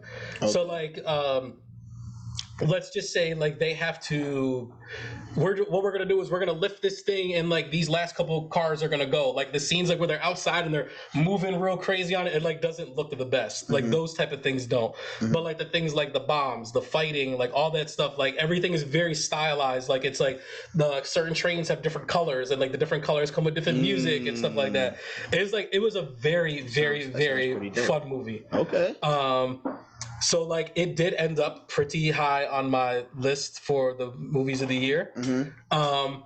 I think it's squarely a full price movie. Like there was a point where I was like, is this a matinee movie? And I was just like, I saw it with my brother. We went to the advanced screening of it, like so we saw it before it came out. Okay. And stuff like that. And I was like, I'm kind of glad that we did because like I thought this movie was awesome and I need to tell other people that they need to see this movie. I think people who are fans of Bad Bunny will enjoy Bad Bunny in this movie because like granted, this dude's the biggest artist in the world right now? Right. Like he's huge. Right. Watching him in this movie, I was like, yo, this dude's got like real star power. And he doesn't speak a lot of English, right? No, he doesn't speak any English in this movie. Okay. Like, and that's the thing, is like his character speaks in the whatchamacallit, like his subtitles and all this other type of stuff. But like his backstory is dope. Like he has to do like quite a bit of acting like in his backstory. And it's just like, yo, like I was like, I'm with this dude. Like we see people transition to different stuff like all the time. And it's like it's very, very hard to be like if Drake tried to do like Drake's done movies and it's like he's one of the biggest artists in the world like as well, but it's like when he does certain movies it's like it comes off as corny or just like oof this guy's not the best actor or stuff like that. But it's like now I was like Bad Bunny, I was like I know he's supposed to be in that El Muerte movie like as like a wrestler. I was like he's pretty good. Like I would see another movie that Bad Bunny's in. Okay. Like you know what I mean? I was like yo, I have yet to see this dude not crush it in something. Okay. Like you know what I mean? Okay. Like I think if you haven't seen Bullet Train, I think you should go see it as soon as possible. Say less. Say less. I'm with it. I'm with it. You resaw. I'm happy that you brought up Smoking Aces, man. You know that's where me and Wifey got our handshake from, man. When he's in the hotel, he's like, you got to put the padlock on it, put the chain on it. He's going to put the chain on it. Put the chain on it. So, all right. He's like, you pound it, you lock it, and you put the chain on it. There you go. There you go. You saw a bunch of movies, or you saw 2 movies that like I had talked about that you had not seen, and now you have seen them. Yes. What were those 2 movies again? One was Gray Man. Okay. What did you think of Great Man? Gray Man was awesome. It was awesome, right? All right. Like I'm not tripping. Awesome. And no, it was a really good movie because you know when you get the whole assassin, I'm killing a lot of people to protect another person. You're like, I've seen this movie 1,000 times. Am I wrong too about Ryan Gosling? I'm like, yo, like. No, he did a great job. He did a great job. But Chris Evans, Captain America, in this movie as Lloyd, when he wasn't wild in it. Yeah, that's what threw me through the curveball because I was just like, is that Captain America? I was like, and he's playing a bad guy. I was like, but it was just like it was a refreshing bad guy. It wasn't like a dang. I really hate this dude for everything he's doing. It's kind of like this dude's a piece of trash, but I got kind of banged with him. Right. He was comical. He was very like forward, and it was just like he knew his job. Like they didn't make it movie-ish. It was kind of like if he was an assassin in real life, he was like, I know I have to kill these people. I know it's going to be me or you. This is the way we're going to get it done, so let's figure this out now. Can someone shoot the guy handcuffed to him? Right. He was like, it was how many of y'all and he got away? He's like, that's fine. Give me a gun. I got to go take care of it. So that final fight scene, though. Yeah, the final fight scene was fire. I like how the burn he had on the back like played into it. He's like, yeah. So it was pretty dope. It was pretty dope. I enjoyed it. You know what I mean? And definitely knew that I was right about that being the guy from Remember the Titans. Okay. But no, this is definitely he's something. Just not Sunshine. I definitely think this is a must watch, and you don't watch it on your phone, you definitely want to watch it. Like I said, I saw it in the theater, and I was like, I'm really glad I saw this movie in the theater and not on Netflix. Yeah, I didn't even know it was in the theater, so I watched it on Netflix. It literally did the out for 1 week in theaters, then on Netflix the next week. So. Right. So I watched it on Netflix, but I definitely watched it on the TV, and it was a pretty dope watch. What was the other movie that you watched? Oh, I can't remember. You went to the theaters and watched it. Was it Thor? Yes, I went and saw Thor. Yeah. I want my money back. Oh man, I know I wasn't very high on Thor: Love and Thunder, but was it that bad? I want my money back. Did you stay for the post credit scenes? I want my money back for the post credit scene. And I like old boy from Roy Kent. I like Roy Kent, but I was just like, this is so whack, man. And it didn't help the experience. I went to watch it in Ohio, right? So you know, like a lot of movie theaters are dying out, man. Like even here in our own city, like we have like the one movie theater left. The Eastville Mall joint is over with. But like when we went in here, the lobby looked like the movie theater from Stranger Things, bro. And it was like no people in there. Like at one point we bought tickets and the guy was like, hey, I'm about to move your movie from theater 7 to theater 4. I'm like, you could do that? What? He was like, don't worry, I ain't gonna start the movie until you get in there. So we right. So yeah, I'm buying snacks. Nice is like riding a little motorcycle thing. He's like, hey, I'm ready whenever you are. He said, thank you for watching this movie. We appreciate it. Right. We walk in, fam, and we are literally the only ones in there. There's no previews. It goes straight to the movie. We walk in, and the Christian Bale is just in the desert with his daughter. I was like, did we miss something? Like, I thought you was waiting for us. Where's the previews? Where's somebody telling me to turn off my phone, go get some refreshments and stuff? Nah, I went straight to the movie. If Christian Bale is not in this movie, I would not even stayed for this movie, to be honest with you. Okay. I probably would have left mid-movie. Is he the only thing that you liked in this movie? Yes. Okay. What about Natalie Portman, Tessa Thompson, Valkyrie, the other Thor, like any of that? Korg, any of that stuff work for you? It was all whack to me. It was all whack to me, bro. Like the way Valkyrie was just out of the movie so easily. Like the whole connection with him and Lady Thor, if you want to call her that. She's just Thor. Right, just Thor. But I just felt like it was quickly put together and there was no effort in the movie. And like I said, if Christian Bale wasn't it, like he was more entertaining than everybody. Like even a couple moments where he was being funny in the movie, it was actually funny. Yeah. And it was only a couple points, but throughout the rest of the movie, everybody in the movie's trying to be funny, and I'm just like, I'm not entertained.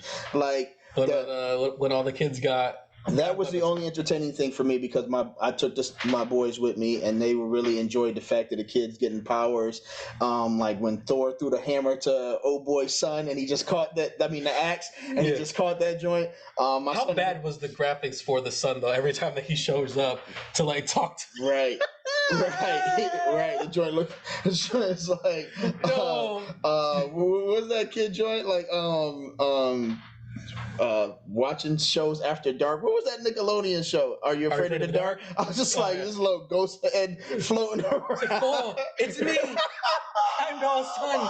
I was like, what is mind you, in a serious moment, he's like, okay, Thor, just go do what you have to do. It's like fam, it's like I don't know, it was not entertaining. Like my son even thought it was funny, like when all the kids got back, the kid still had the axe, and he just tossed that joint to the side. I just like, if Christian Bale's not in this joint, like even what you call it was bothersome. Russell Crowe playing Zeus, and then him being in the end of the movie again, it's like on some hater stuff. I'm just like this joint is whack to me. It's whack. They could have went without this. Would you rather watch this movie again or watch Hawkeye? I'd rather watch Hawkeye. My grandmother just the other day we got off the phone. She said she just watched the whole season. She loves it. I said, "How many times have you seen it?" She's like, "At least 8." What? Grandma, we got something better to do. I was like, "Yo, there's other shows. There's Moon Knight, Miss Marvel." She's like, "I don't know what any of those are." She's like, "I love Hawkeye." Well, tell her don't watch Thor. Tell her do not watch. She's like, "I love Hawkeye and Bird Captain America." Mind you, when I got home, I was like, "Falcon." Mind you, when I got back to the house, because I brought my little cousin with me, and I brought him back to his grandma's house, which is my aunt, and she goes, "What y'all go see?" I was like, "Thor." She's like, "Y'all went and seen Thor?" I was like, "Don't get excited. Don't worry. You can wait until it gets to Disney Plus. You won't miss a thing." Is Thor or Doctor Strange in the Multiverse of Madness? Ooh. I have a very wild take to do. I'm taking Thor over Multiverse. Really? Yeah, because the Multiverse was trash. You ready for my wild take? Yes. As of right now, because we know in November there's going to be a movie coming out, which I don't want to talk about because like the trailer came up and I almost started crying again. Mm-hmm. As of right now, DC League of Super Pets is the best superhero movie that's come out this year. Wow. I think that the Justice League in that movie was great as well. Like the characterization of it, I was just like, this movie's just awesome. Wow. As of right now, it is the best superhero movie out. It wasn't hard.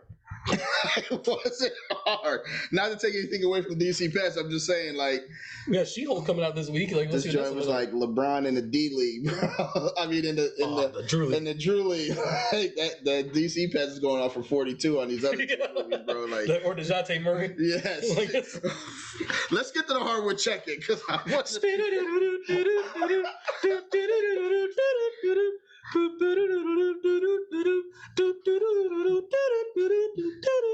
Alright, so before we even get into any of that stuff, we're going to talk about sports. This morning we got the announcement of the retirement of one Serena Williams. Yes. Which is huge. Yes. I don't obviously for certain things like you have to put the distinction where like greatest female athlete. I think of the last 15 years, maybe even 20 years, Serena Williams is probably one of the 3 greatest athletes of this last generation. Like you got like Tiger Woods, LeBron James, Serena Williams, Tom Brady. Yeah. Floyd Mayweather. Yeah. Like, you know what I mean? And like Serena Williams might be like, she's up there. Yeah. Like, you know what I mean? Like, I obviously don't watch a lot of tennis. Like, that's not like one of the sports that I pay attention to. You don't have to know what's going on with Serena. And like, I wish her nothing but the best. And like, absolutely storied career.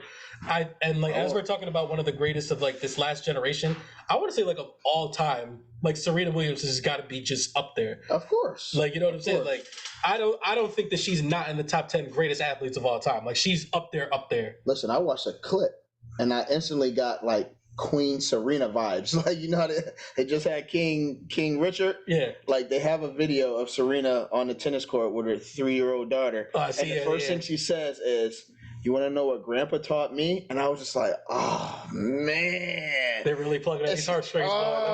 She's like, you know what Grandpa taught me? Like the grandpa, like she's never gonna know, but Serena's of course gonna tell her everything about him. Like that connection to her grandfather, to her mom, is gonna be through tennis. As she's telling her, you're supposed to bring your hips, then put your hand out, then bring the racket around, and then follow through. And that's what they did to King Richard a million times. Like, and then you follow through. Yep, I was waiting for her to be like, hey, I brought all these broken rackets. I just want you to throw them over. Like I was waiting for it, but she was like, nah, drop hit. She's dropping the ball and she's hitting it over the net, and she was just like, yeah, I know that's a lot to comprehend for a 3-year-old. I was like, she's 3?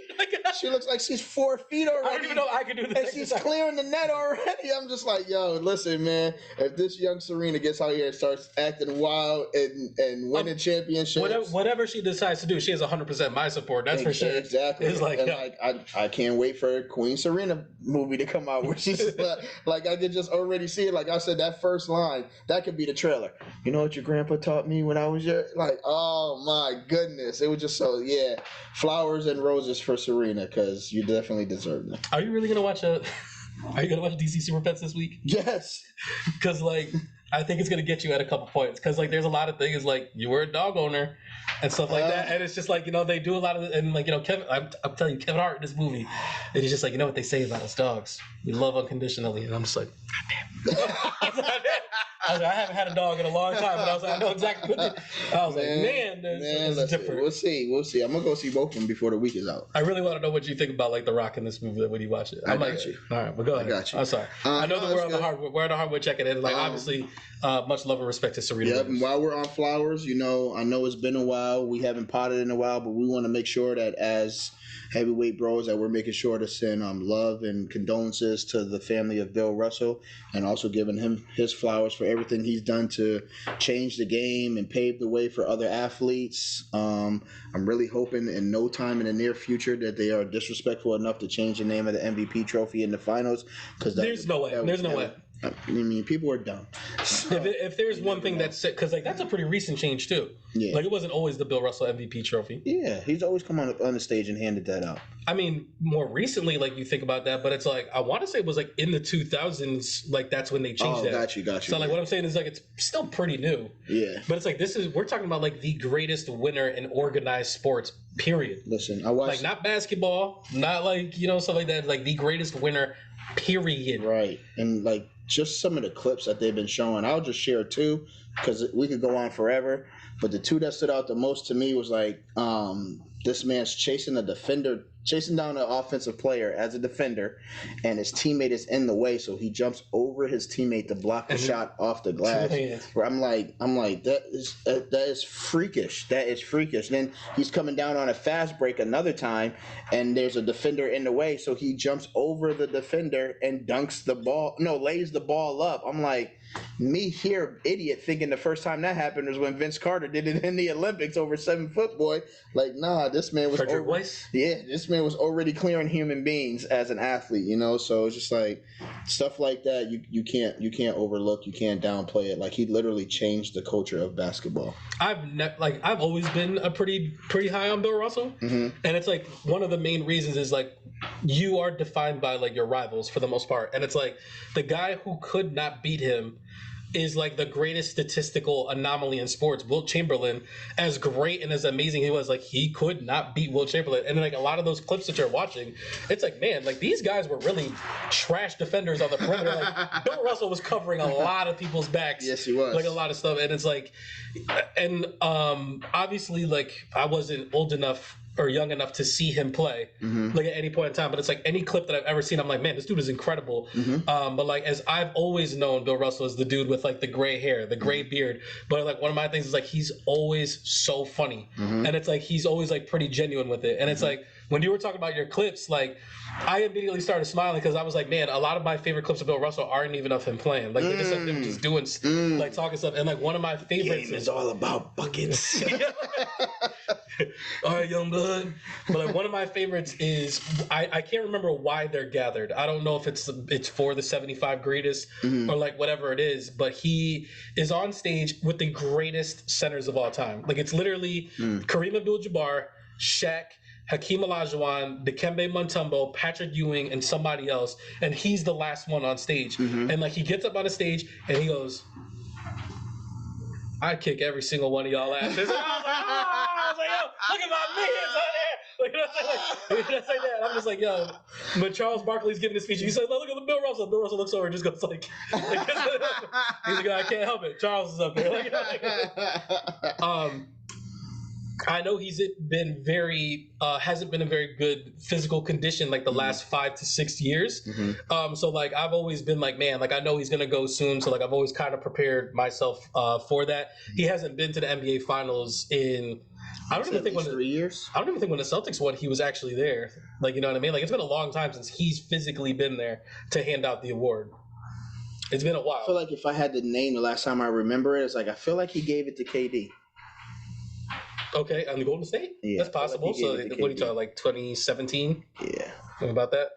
But I mean, like regardless of that, it's just like, you know, he's the greatest winner. He is one of the he's a very pivotal person like in history, like in general. Like you can't tell the history of basketball without talking about Bill Russell. You can barely tell the history of the civil rights movement without talking about Bill Russell. And like it's a shame that we had to lose him, but it's like everybody has their time. So it's like it's understood. Like we saw it coming. Like I know like he was doing an interview for Bill Simmons' book, The Book of Basketball, and like I don't want to say his handlers because that's such a messed up way, but like his management team or whatever were just like, don't keep him standing for like a very long time. Like it was like he couldn't even stand for like 10 minutes at a time. And this was like 5 years ago. Right. And he said, and like Bill Simmons was like, I literally started fangirling out talking to him. And it was like, we literally stood up for like an hour and a half and he got super woozy. And he was like, did I just kill Bill Russell? Right. Like, you know what I mean? But it was like Bill Russell was such a fan of the game. And he's so into it that he couldn't help fanning out with them. Cause like Bill Simmons is like, he's nothing but stats and memories and like all this other stuff, whatever. So like once you start going and you guys are like, oh, remember this, and like da-da-da-da, and like so like it's a shame that it took Boston so long to give him the love and respect that he deserved because like he didn't even return to Boston. Like after he retired, I don't think he went back until Kevin Garnett got there. Right. That like, he just used a back door to get in and out of games, bro. That joint. Bro, he don't got no statue. They put they shit in his house and then rubbed it on the walls and like spray painted the N-word all in his crib after coming home from a championship, bro. Right. Like you know what I mean? So like Bob Cousy, like I think didn't even like recently came out and said something was like, oh, I had no idea that he was going through all that. So yo, you were there for like 6 of his rings and you didn't know like what type of stuff that Bill Russell was going through. It's probably your cousins going to his crib.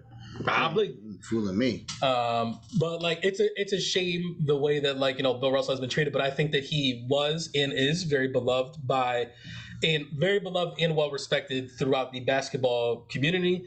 And much love to Bill Russell and him and his family. There you go. We'll get this last little bit of bad news out the way so we can talk about some, I guess, more up-tempo stuff. But Brittany Griner received her sentencing from Russia, and they gave her 9.5 years, I believe. I think everybody's saying 9 years. Yeah. It's a lot to unpack there. I have my own speculations. I don't know if you care to share anything first before I go off on a Kanye rant. I know that like as of right now, like they're still negotiating her transfer. Like what Russia really what Russia really wants is like we have some like very I think he's like a Russian spy. Like we have in custody, but like he's like a very, very dangerous person. But it's like they want that person. Sold weapons of mass destruction to someone. Yeah, like he's a big deal. Like granted, like we don't know his name or anything like that. And it's like when you think about it's the like dude from Winter Soldier. Baron Zemo. Yeah. But it's like it sounds dumb in a nutshell. Where it's just like here, like we're gonna trade you this terrorist for a basketball player. Right. But it's like. It's become more than that, and it is more than that. And it's like, it's easy for us to say because like we're not involved with any of that type of stuff to be like, no, just get BG back, like free BG, like all this other type of stuff. But it's like there is a lot that's going into that, and it's a shame that she's the person that's getting tossed in the middle of all this. I feel like, just for me, and nobody has to believe this, but I feel like, and this is not giving credit to anybody calling them any type of super genius, but I feel like Brittany Griner was being set up from the gate. Like, she's been going back and forth to Russia for 7 years, they said, playing pro ball.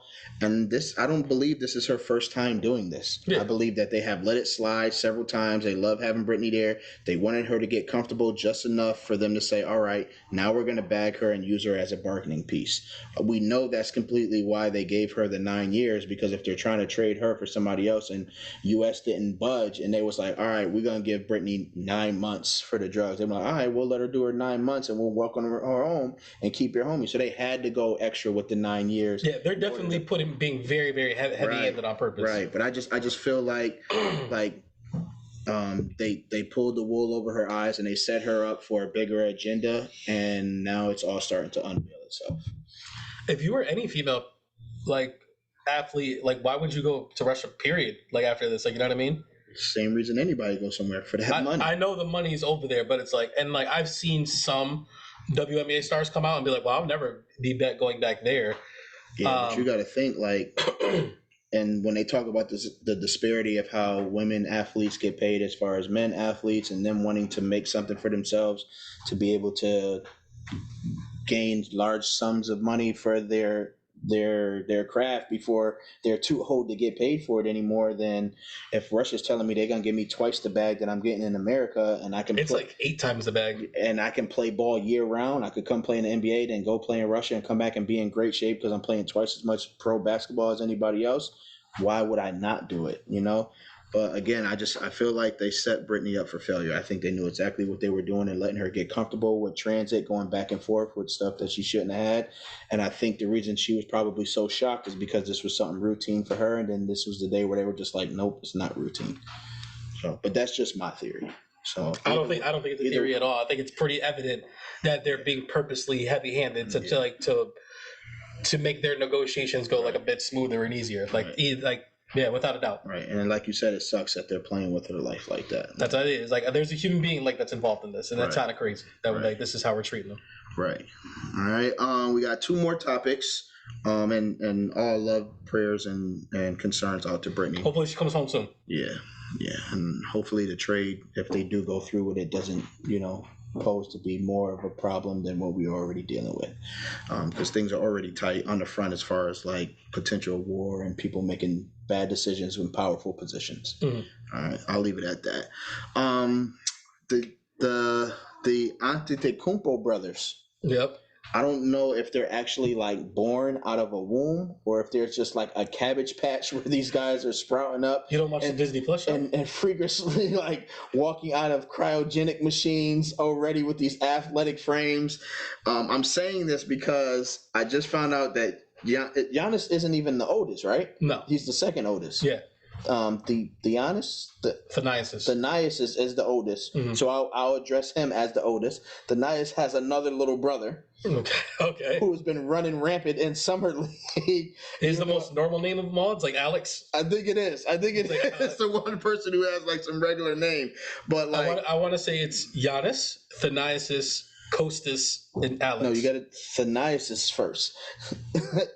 Thaniasis. Yes. Giannis. Yes. Kostas, yes. Alex. Yes. So this man Alex, I finally got a hold of his summer league clips because I was watching games and it takes forever to get to something that he did, but somebody packaged all his highlights together, and this man felt like he needed to dunk on every big man. It was a terror. Every summer league. Mind you, when people were shooting, he's blocking shots off the glass, out of bounds. At one point, he's open on the 3-point line. He clearly does not have a jumper because I didn't see one jump shot made at all. But you know what he is doing? He's up faking, and I don't know why some dude was 5 feet away from him, I'm threatening you to shoot the ball. He up faked. The dude jumped from where he was. This man took 2 steps from the 3-point line, and I'm why are y'all built like this? What is going on?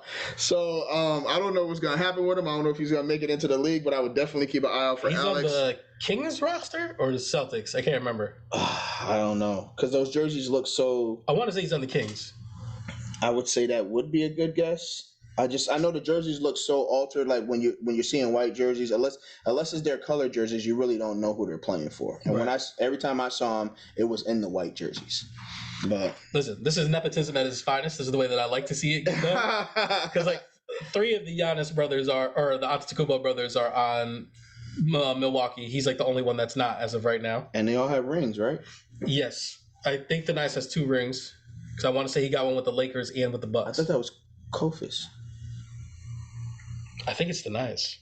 I don't know. Either way, One of them has 2. There's a proud papa walking around somewhere. He's got on a lab coat and some glasses. All 3 of them are playing. All 4 of them are playing for the Greek national team. Oh my goodness, that's disgusting. So like That is disgusting. Not to mention, there's going to be other pro players on that team aside from them. Oh, that is disgusting. This little guy's walking around the petri dish like, another one. I think there's actually 5 of them, and I don't know how old the other brother is. That's out of control. Yeah, he might be in high school dunking on people right now, like as a 9th grader. So, but yeah, keep an eye out for him. We'll see what happens. The last but not least, I'm gonna leave this one to you because I just recently heard about this. I don't have the details, but I hear this man Dejonte Murray is out here wilding. I did see the double alley-oop in the crossover Jamal Crawford league where that man Trey throws it through the dude's legs, throws it up.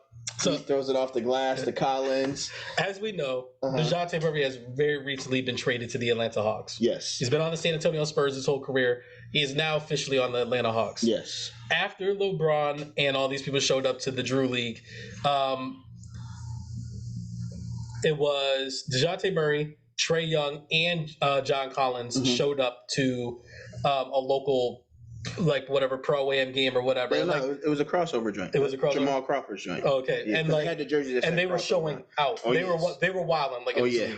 So Dejounte Murray there was only standing room, and that was not even available in that gym. It was crazy. Like if you ran out of bounds, there's gonna be like 10 people to catch you. Like John Collins, aka John the Baptist, did not need to be doing a lot of these guys. Like these guys have jobs. It's like what he's doing to them is crazy. So Dejounte Murray winds up making a post, and he's just like, he's really encouraging other NBA players to go to like these local pro-am games, stuff like that. It's like, listen, like these people, there are people out there who are huge fans of you that can't afford to go to your NBA games. So like, why not come out and give them a show so you can show them like what like you do, and then like you inspire them and stuff like that. And like it was a really good dope thing. Sounds like the Rucker. So he's been on a tour, just absolutely terrorizing average civilians in basketball. Like I've seen him, average civilians. He's ripping people. He's crossing them to the point where they're laying flat on their backs. He's dunking over 3. He's showing no mercy. When I say he shows no mercy, he wound up going to this other game where he's playing against number 1 overall pick Paolo Banchero. Okay. And there's a clip of him as like Paulo's on him. He winds up having to pick up his dribble. He pump fakes, goes around his back, fakes the pass, throws it off the glass, and then he yams on it. No. Bruh, absolutely 100%. No, don't say that. So then I guess Paolo Banchero winds up saying something to him, like along the lines of like, yo, it's whatever, like this dude's taking this like a little too serious. And he responds to him on Twitter, tags him and everything. It's like, yo, watch your mouth before I blow your back out. What? Everybody's like, what is up with this Dejounte Murray? What type of time is he on? Yo? Damn, no. What's going on with this dude? Yo? Don't tell me that. Yes. Yo, Paulo can't even talk junk because he's on the Orlando Mets. Yo, have you been watching Paolo Banchero though? Like this summer? Oh no, he's the truth. I'm like, yo, this dude looks amazing. They're gonna be all right. He was roasting Donovan Mitchell in like that one thing that they were playing against each other, like just raining on him. Yeah, I'm not trying to hear when somebody pump fake, pass fake, toss off the glass. Oh my god! But like, I don't know what is gotten in, like who peed in Dejounte Murray's cornflakes, but that brother is upset. I'm here for it. I'm here for it. I gotta see it. I gotta see it as soon as we're done. I gotta see it. I already have it on Twitter. I got you. All right. From here we're gonna go to the Blitz. Wait, hold on. There was very big news that happened this morning. What's that? With Kevin Durant, bro. Oh no! Please tell me.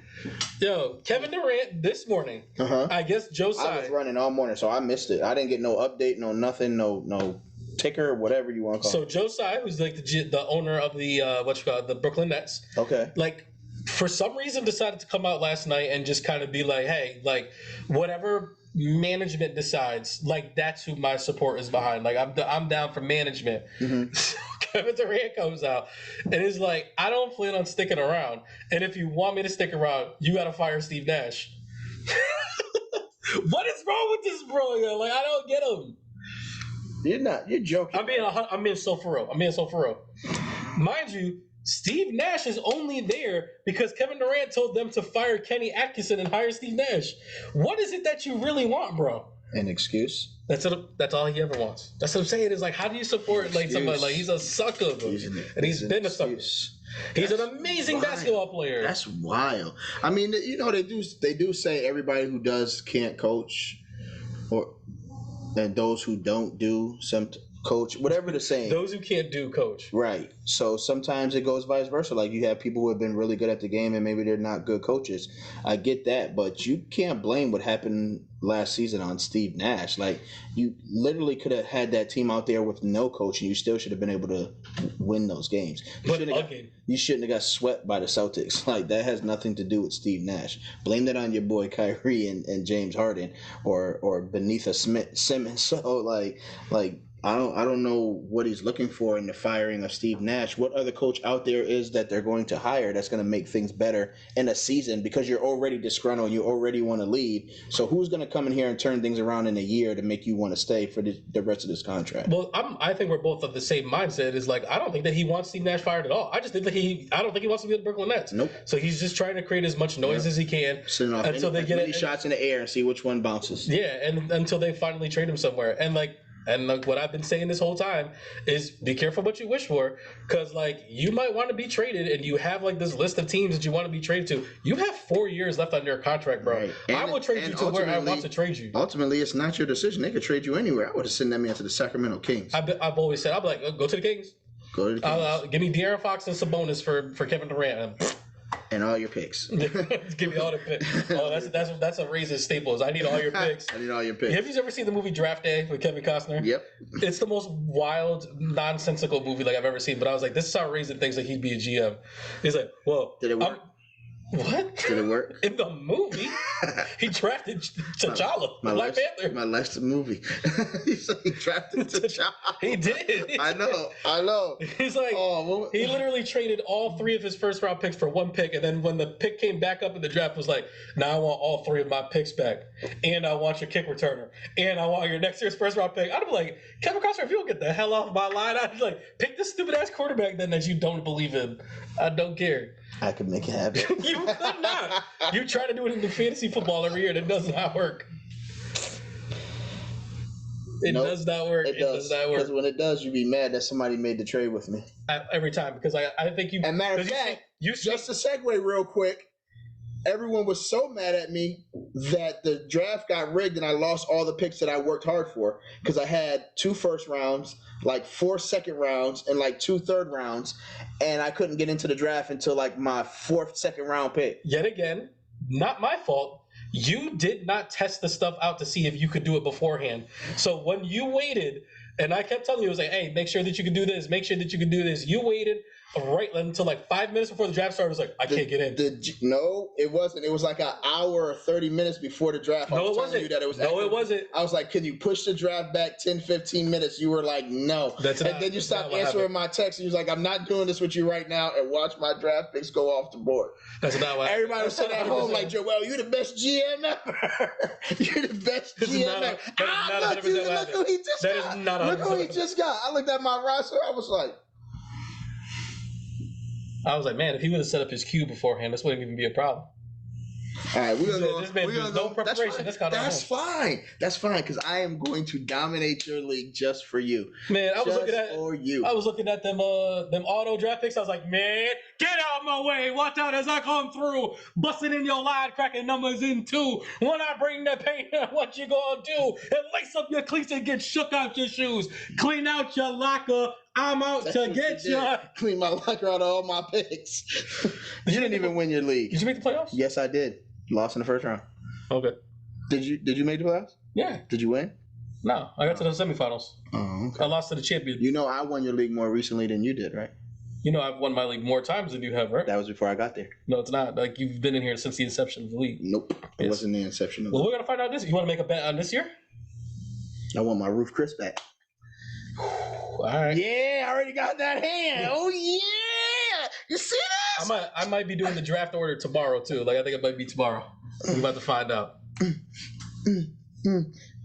All right. So we're gonna get right to it. Let's start with DK Metcalf. 3 years, $72 million. He re-signed with the Seahawks.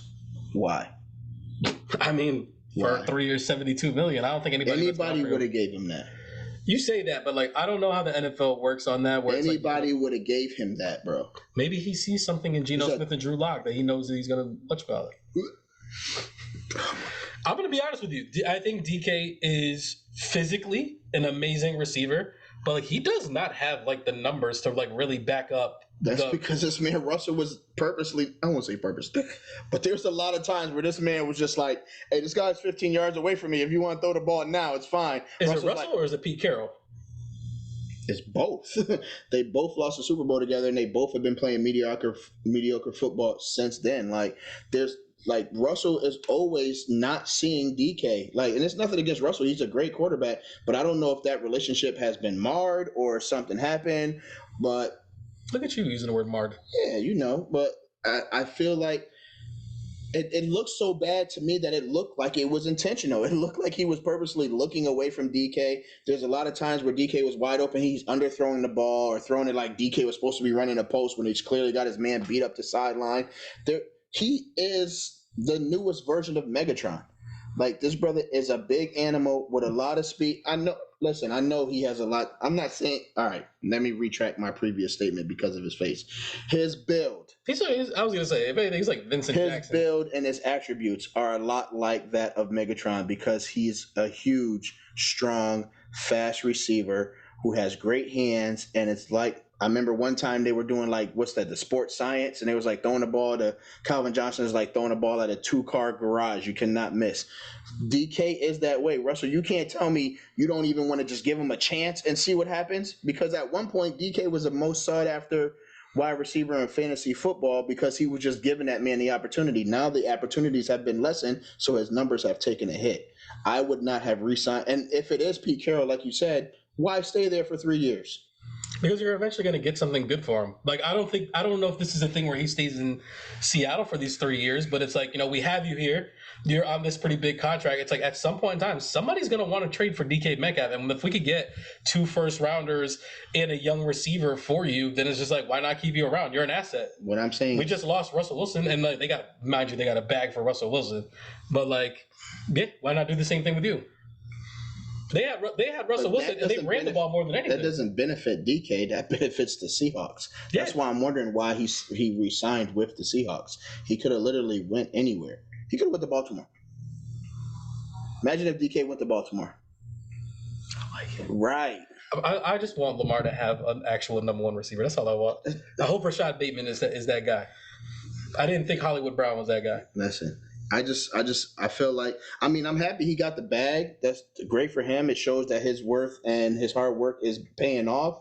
I feel like he should have got out of Seattle. All right. So like, this is just the thing, like in sports now, like we've become like this culture of like, if you can't win here, then don't be here. Mm-hmm. And it's like, I feel like Damian Lillard is kind of like the extreme example of like the other way, where it's like, I'm gonna win here regardless of like what happens, and like they're giving Bradley that very way. Like, no, Bradley Beal was like, I can't get this bag anywhere else, so it's like I'm gonna stay here, and I can guarantee you within the next 2 years, Bradley Beal's gonna request a trade out of Washington.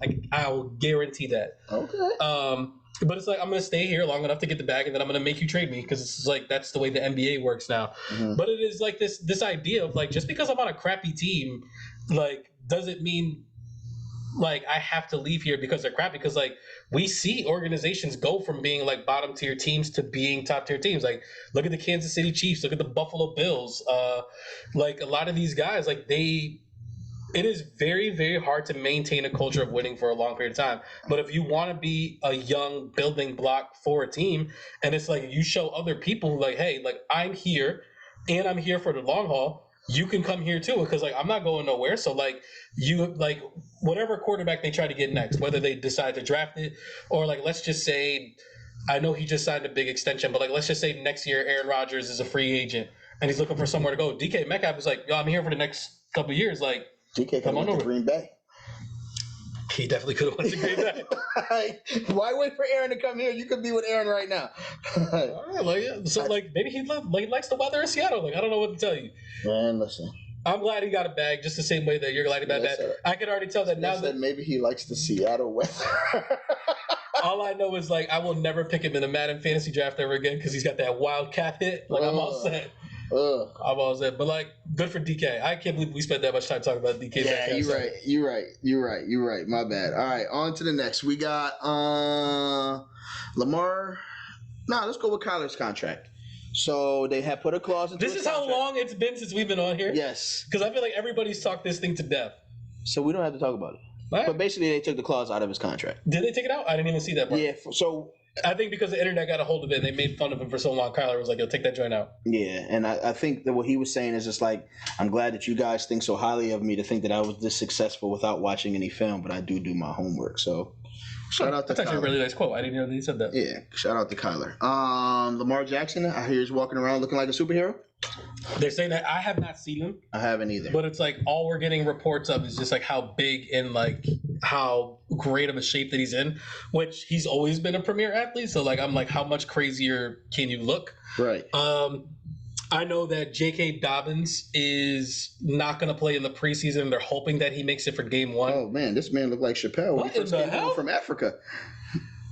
Yo, that brother big. That brother looked like DK Metcalf. That brother looked like he fresh out. Yo. Yeah, put it on the camera, man. Like, they can see like how wild this dude looks. Yo, this man looks crazy. That is possibly the worst angle that you could do. Like, go forward. Go forward. Yeah, like, look, there you go. Yeah, see? Yeah, that brother is looking crazy, man.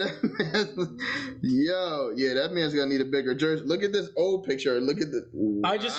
I am very, very tired. Look at the old arms. Oh yeah, it's a whole different cat, bro. It's a whole different. Yo, good for Lamar Jackson because like I am so tired of hearing him being bashed or left out of like the top quarterback conversation. He's 230 now.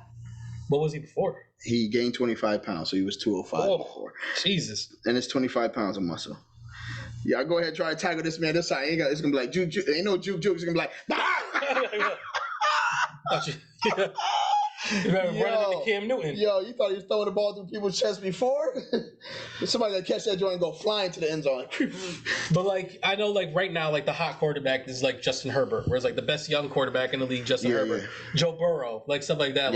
He's Lamar Jackson is constantly being left off of like the top not only the top young quarterbacks, just top quarterbacks like in the league period. Mm-hmm. And I know that not this season, but the season before, like he was injured. Mm-hmm. And then I think he was injured for the beginning of last season as well. And then like all his receivers and his running backs, every single running back that was on the roster died last year.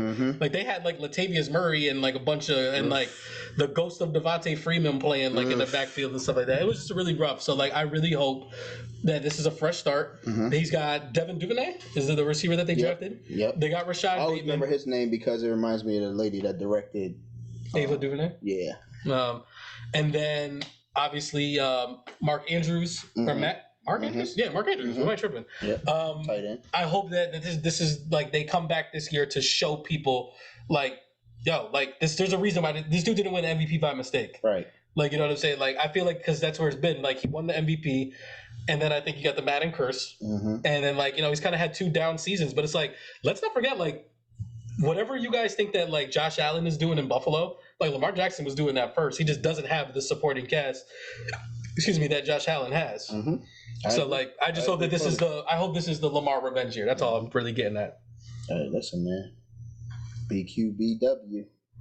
Black QB wave. I'm always on it. What else you got? I'm always on it. The Deshaun Watson verdict came in. And it is what it is. 6 games. The NFL is appealing it because they want him out for the entire season. It's one of those things, and it's like I hate to always be that type of person. You let me do everything involved with football and rebuilding my career just to tell me you don't want me to have a career. Not only that, like it's just it's the. And it's like I hate the compare and contrast thing because it's like a lot of things just aren't the same. Right. But it's like when you're gonna sit here and tell me that Calvin Ridley, for gambling $1,500, is out for the entire year, and Deshaun Watson has like 27 allegations of sexual misconduct with women, and he only gets 6 games. That part. It's crazy. Like how do you really sit down and like make that make sense? So the excuse that I heard. I don't call it excuse, but the logical. DeAndre Hopkins got the same amount of games for using PEDs. He's doing that to himself. Yeah, but Dante Stallworth also killed somebody. He killed 2 people. Yes. 2 people. The same way. Yes. And played football. Yes. Like, Josh Gordon was smoking weed, and they didn't let him play for like 5 seasons. I think he's still smoking weed. And I think he's still trying to get on the team. That brother's stupid. Whatever he did, whatever. I hate that I brought up Josh Gordon. Like he deserved that. Like that brother was stupid. Yeah, but yeah, I don't. Oh, that's what I was getting to. They're saying that the reasoning behind it is that like the judge felt like a lot of the verdicts for other football players were too harsh and they could have been done a different way. So this is supposed to be the new standard of how they're handling things, and moving forward, the over penalizing of athletes for things they're doing off the field are going to subside. We'll see, because I think on a case-to-case basis, especially based on the person that it may be, that's not going to hold true. But I do see that the NFL is not happy with this, and you got to think of how long does an appeal process work? Like, they could. Sometimes I see them go into the season. That's what I'm saying. He can mess around and get past these 6 games, play football, and the appeal process is still happening. Like, it's not like the NFL can say you can't play football until the appeal process is over because the verdict, like the case has been decided on, and now you're waiting on the appeal. So it's just like he's going to be playing football. And let that man go out there and throw 3-4 touchdowns a game, 350 passing yards, and the Browns start winning some games. And now all of a sudden they selling tickets and they making some money. I think Roger Goodell's going to start reconsidering. And it's sad to say, but that's the way it works. It's a damn shame, bro. The Cleveland Browns are just morons for signing him to the fully guaranteed contract. Oh, yeah. He's making more money than Kyler Murray is, and Kyler Murray like at least went to the playoffs in the last 5 years. That man getting paid. Yeah, and it's like regardless of what happens, like he's going to get this money because it's fully guaranteed. So like I feel guaranteed. Like the Cleveland Browns deserve everything that comes with that. Like whatever the consequence is. It's disgusting like all the way around. And it's like I always liked Deshaun Watson as a quarterback, but it's like I can't support you when you're wilding like this. Like, are you kidding me?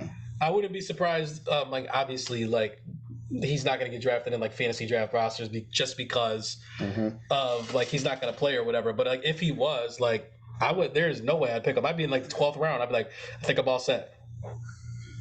Hey, listen, I'm on the same page as you, bro. I'm on the same page as you. Like I just feel like there's other people that shouldn't have gotten such a tough break, and then when you have this situation where you get to show consistency and you don't, so it's kind of like, are y'all just making decisions off the cuff?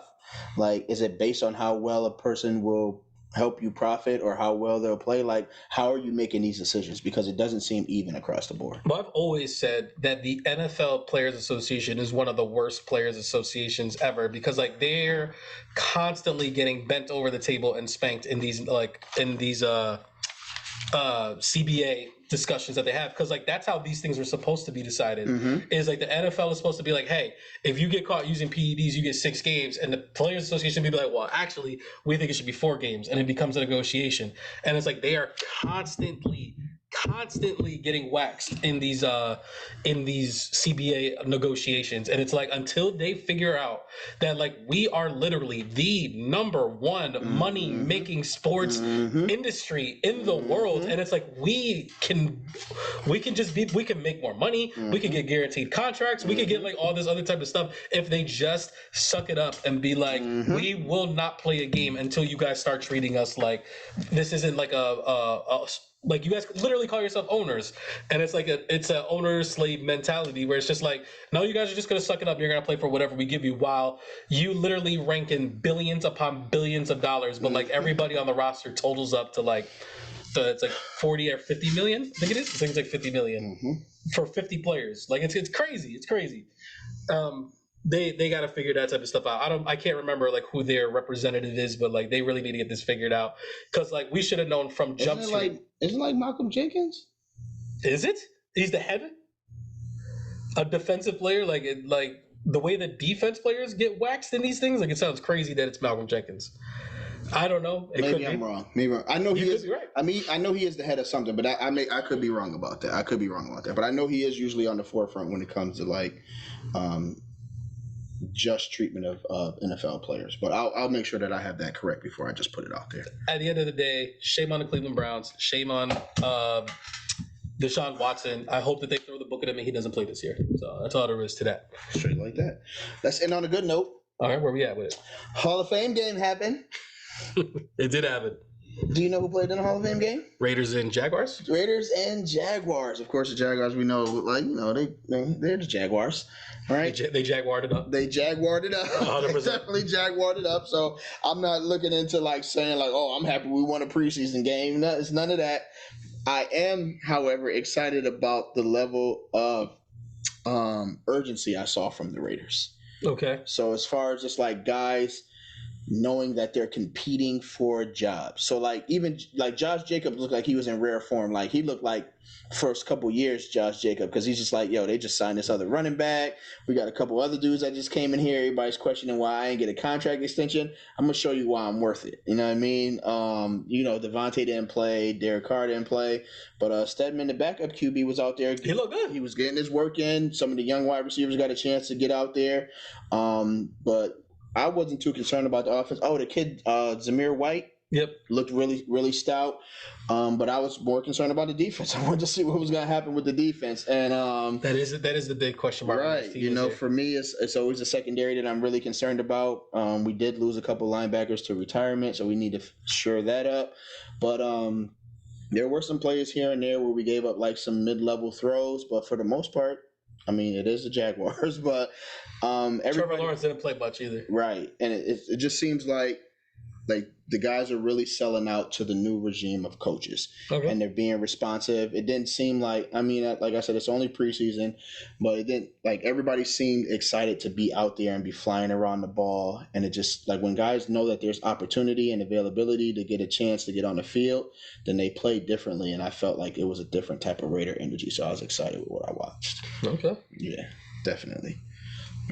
That's it? You don't have nothing to say about the game?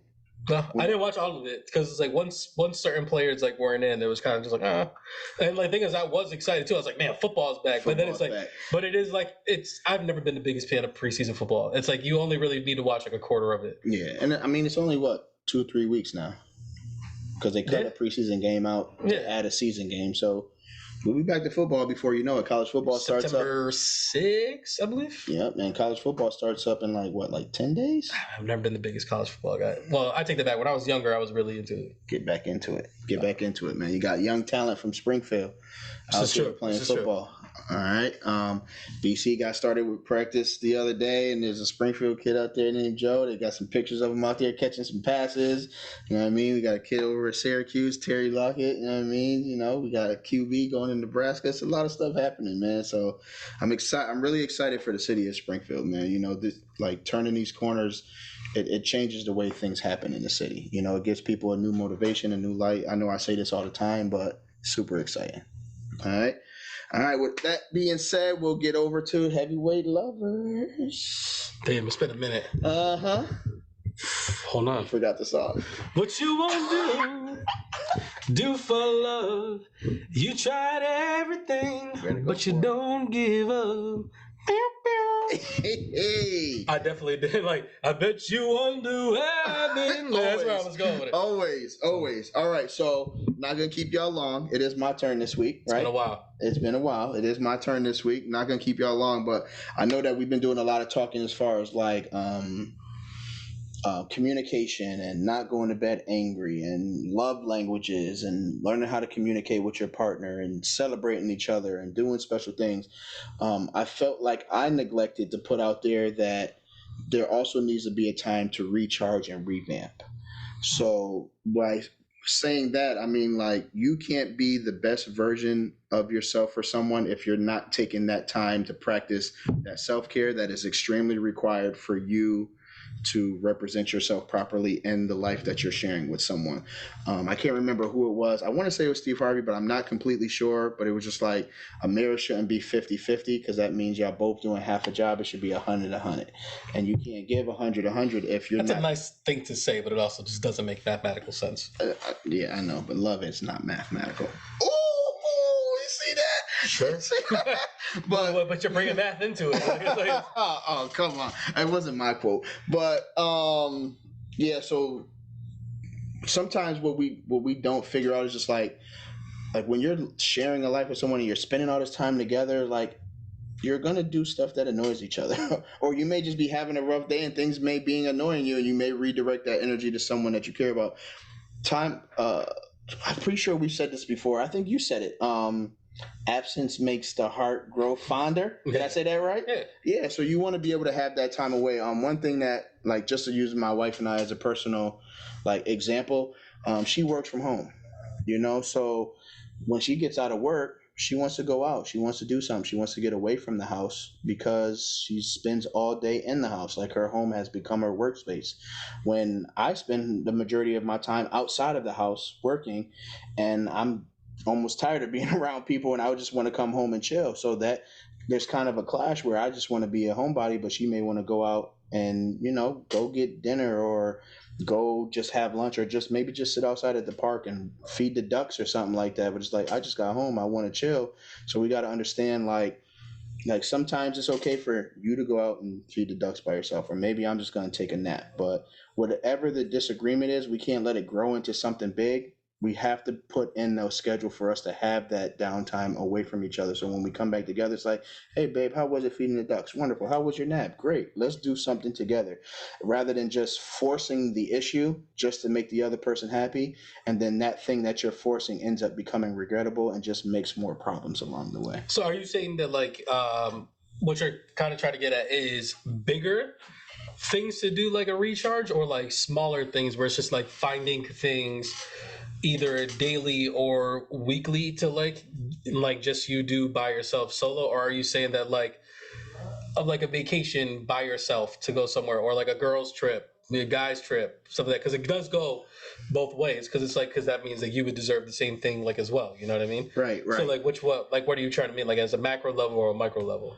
So I would say that depends on the relationship of the people making that decision, because some people are intimidated by like their girlfriend going on a girl's trip, or like a girlfriend could be intimidated by their man going on a guy's trip, so if you're not at that level in your relationship, I would not suggest that. You may want to start with micro level things, as far as like maybe you're going to get your nails done, or I'm going to play ball with the fellas, or maybe I'm just going to kick it and play the video game, but something small. And then once you realize you've grown to that bigger portion, then you know that you're like, all right, I'm gonna take this extended time away. When I come home, I missed you so much. We about to hang out and chill. So recently I went to Ohio.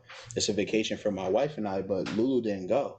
So her vacation was all the boys are with me, and there's no one here, like empty nest for you. So like when you get out of work, you don't have to worry about bringing nobody nowhere. You don't got to cook dinner for nobody. You don't got to do nobody's laundry. Not saying that that's her jobs, but like, the boys are, hey, can you help me with this? Can you help me with that? Even like when she's working, they're like, hey mom, hey mom, hey mom, like Stewie, like hi. So like she can kick her feet up and chill and have the house like clean without nobody being in the way, or you know what I mean, or just maybe just take a nap without a bunch of feet running around all over the place and waking you up mid-nap, So it gave me that time to hang out with the boys and get away from the house, but it also gave her that time to like, just be in love with being home again without like having to do a bunch of stuff. And when I got home, it was just like I felt like I had been away from her for a month, and it was only a week. And it's like we instantly were just like rekindled. We're like, hey, let's do this, let's do that, let's kick this, let's kick that. So it's just like it really does help. Like I want to say one of the worst situations I've seen in was like a couple who was recently married, but they met each other at work. Okay. So they're like working together, they're living together. It's just like you would have asked me beforehand. I would tell you about that. Right. There's no time away. Like even when people were making like jokes at the job, it's like, oh, your wife over there and all this extra. It's like there's no room to like unwind. Like you almost feel like there's no time to be an individual. Right. And then the relationship it feels more like an obligation than it does a union. And once that happens, you're basically just walking the mile. Yeah, because like my thing is like, yes, when we're in a relationship, we are we, or we are us, however you want to say it. But like at the same time, like I'm still me and you are you. Right. And like I know like I have to do like a better job of like I understand like what I'm trying to say, but it always comes off like it always feels like dismissive almost. Because it's like because the way that you communicate it really does make sense. Like I'm the type where I've been very independent since we're talking about like 2010, 2011. So it's like for like 12, 15 years, like I don't answer to anybody, like for the most part. Like whenever like I want to do something, like I just do the thing that I want to do because like I don't have anybody to tell me like I can't do stuff or whatever. So like when I am with someone who does not have like that type of independence, and it's like, to me, it's like it's real easy to be like, hey, I'm gonna go take an hour to go hang out with like these people, because like I also have a multitude of friends and I have a multitude of things or people that I can get in contact, or I'm used to doing things alone. Like if I can go to the movies by myself, have a lunch, I could go to lunch, go to the movies, go to dinner, and then come home, and like it doesn't bother me at all. And then I'd be like, why don't you call up your friends and like do something? They'd be like, why are you always trying to get rid of me? And it's like, it's not that, but it's like, you don't be getting tired of me, right? Like you don't want to be like somewhere, right. And then it's like that always turns into a thing. It's like that's all you ever want to do is like try to get me out or try to get me away. Because like one of my things, and it's like I try to have something that's always like just mine. Is like football Sundays. When football comes on, from 1 o'clock to 8 o'clock, I am in the living room. I'm not doing nothing. You don't have to worry about lunch. You don't have to worry about dinner. You don't even have to be here. Sounds crazy. That's like 7 hours, and you know that last game starts at 8, and it's not over till 10. It's not. So it's really and you know the 4:30 games. Right. I'm leaning. Right. Like you know how that's really go. And it's like you can stay, and if you want to, but just know like this is what my focus is. Right. Like I'm not trying to go to Marshalls. I'm not trying to do grocery shopping. I'm not trying to go visit your parents. I'm not like, this is what I'm doing from this time to this time. You can do whatever you want at this time. And it's like they just don't like that, where it's just like, no, like I need my thing to recharge. And it's like you should take this opportunity like as well to do something as well. Like if you want to be a part of this, by all means. If you want to go on the grill, if you want to make dip, if you want to order the food, if you want to have your friends come over and you guys go like in another area or like do something like that, like you could do that. But it's just like it's such a hard thing to convey, where it's just like, I'm not doing that, and it's like, go do that. Or like when you try to encourage them, it's like, you should go on a girls trip, like because I know a lot of people are really insecure about that, and it's like I'm not. Like you want to go on a trip with your girlfriends, go right ahead. But they'd be like, oh, you just don't care, like what I'm out here doing. It's like that's not what I'm trying to say. It's like it's hard to. If I take away your individuality in the relationship, then what is left for what we fell in love with in the first place? Where was it? Where did that come from? What the hell? Like it's right. It's dope. It's correct. What I'm saying is like I didn't like. Why do you be so shocked when I say stuff? That's profound, bro. Hey, I'm LOX, living off experience. Like I already love myself. I don't need to fall in love with a second me. Okay, T.O. Nobody love me. Nobody love me more than me. I love me some me. But yeah, I just you know, I don't want to say counseled anybody, but I've seen people in relationships where like, oh, she's aggravated with me, but like I'm literally the same person that she fell in love with. It's like, yeah, but you guys aren't growing together. Like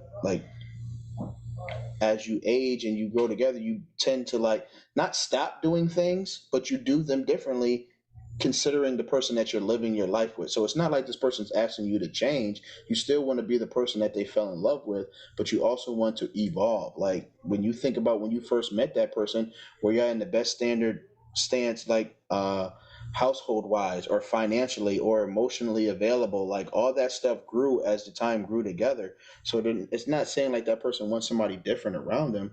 They just want to make sure that you guys are still in this together. But in order for that to happen, you still have to know who you are and how you're presenting yourself to your loved one. And sometimes that happens through self-evaluation, time to, whether it's meditation or reading or working out or whatever it is, you have to have that time to secure yourself, because if you don't have it together and you're bringing your not together self around somebody else, they may have it together and you may ruin them. I'll give you one more example. There was like a time where like Lulu and I couldn't get on the same page. Like I was like studying and trying to like mentally evolve myself, and I'm working out and she's kind of chilling, right? And then I get to a point to where I'm chilling and now she's doing it. But it's like, when do we get to the point to where we're doing it together? You know what I mean? Imagine what happens to the both of us and how we grow when we're doing this simultaneously, rather than just like you and then me. But because I was balanced when she wasn't, or she was balanced when I wasn't, we missed out on that opportunity. And now you got to wait for the next time for that to happen. Time is crazy, man. Like it's one of the most important elements in the universe, is like the way timing works. Because it's like sometimes like you're ready for something and the other person just isn't ready for it. Right. So it's just like, yeah, like I'm gonna have to, and I have to do this without you. And then like hopefully like when you're ready to do it, like I'm also still in the mode of being ready to do it. But it's like if you miss each other, it's just like right. And like that helped grow for us, because at one point we were just like, we were thinking negatively of it, like, hey, when you was grinding I wasn't, and now I'm grinding and now you're not. And then we turned it and flipped it to the point of like, you know what? It was just my time to hold the family down. And I was holding everything down. Why are you in competition? Yeah. Yeah. I mean, not that we were, but it's like. But it is a thing where it's like, oh, I was grinding, like you were like, I had to do this, whatever. It's like, are we in competition for like who could grind more? Like, Right. Right. Like, we shouldn't be doing that. Like, Exactly. So, like I said, we flipped it. And this was a while ago, but like we flipped it to saying like, hey, at this time I was going through something and you held the family down. Now it's my time to carry a load while you get yourself together. You know, so it's just all boils back to just being there for one another and being able to understand like while you're sharing this space, they should still have their own space. All right. All right. It's all part of trust, love, foundation. I gotta work on my delivery. Your delivery? Yeah, I'm just saying, I'm like, hey, yo, what are you doing next Thursday? Maybe you should see what your friends are doing. Yeah, it's terrible. Don't worry, I had to work on my delivery too because I used to say stuff like, "You need a hobby."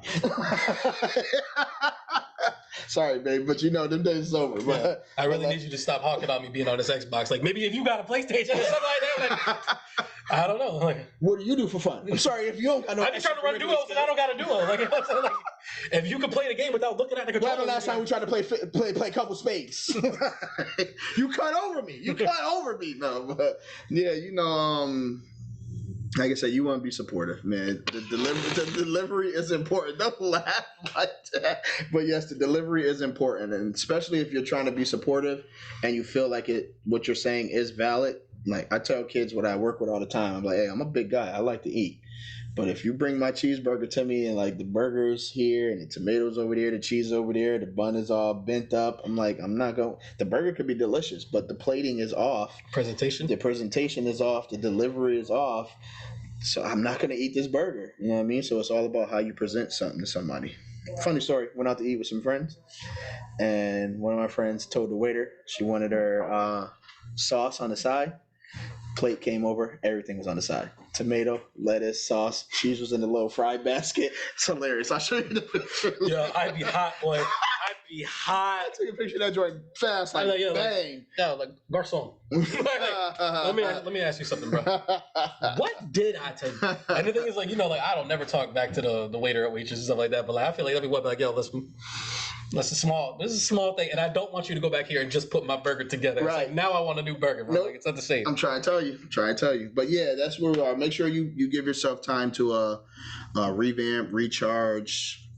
Just have time for yourself. That way you're the best version of yourself for your loved one that you can always be. All right. Mm-hmm. All right. You want to get into this cultural gem? Do you have one? I do. Shine bright like a diamond. All right. This one's an easy one, and it's for some of our younger crowd too. This one might be for you. All right. For me? Yeah. It was in the 2000s. You was born like what? 2001? I'm just playing. But yeah, you know, this for our 2000 babies. This is y'all era, but it's definitely a cultural gem, and that's none other than love and basketball. I do it. Go ahead. I'll let you go first. Nothing. No, go ahead. No, go ahead. Come on. Come with it. What about it? Come on. You got the face, the eye pull. No, it's just one of those movies that, like, when you actually go back and watch it, it's like it's not the best made movie. Never looked like a baskbasketball player. What? That man's shoulders like just where he was dribbling. It's also just like not a good love story. Right. You should just wait to playing Mike Tomlin. Like, because. What is Sanaa Lathan's like real role in here? It's like to put all her stuff to the side to be with this man who doesn't want to be with her. It's like that's kind of like what the movie comes down to. But why don't you tell them what love and basketball is before? But she doesn't though. But she was putting like all her stuff like on hold for him. And then she realized that she wasn't supposed to. Did she realize that, or did he have like a severe injury to where he just became her like whatchamacallit, like the. Like stay at home dad. I gotta rewatch. That's what I'm saying. It's like the movie is like not like they really try to play for his heart. So, for those who haven't seen this movie, Omar Epps and Sanaa Lathan are like a couple that grew up together. They're not a couple. They grew up together. They're like best friends. They both play basketball. Omar Epps is like highly touted, going to like USC, I think it is, to play ball. UCLA. You sure? No, I think you are right. I think it was USC because I think it was like gold and maroon jersey. Yeah, I think you're right. Yeah, so he ends up making it to the league. I won't spoil like what happens once he makes it to the league. But like Sanaa Lathan is like his best friend. Like his whole career, he wanted to be a Clipper, right? Because his dad was a Clipper. Yes. Who's the All-State guy? Yes, definitely the All-State guy who always plays a bad dad in movies. No. Who's better at playing a bad spouse, him or Blair Underwood? Ooh. I'm like, if a woman needs to be cheated on, Blair Underwood can't help but take that. Blair Underwood is a terrible spouse. He's always a terrible dad. Like he's never in the picture. He's like, you said you what? I'm going to get some milk. As soon as homie made it to the league, you see that clip where the milk come through the door with the footsteps. He's back. But so Sanaa Lathan plays the best friend of Omar Epps.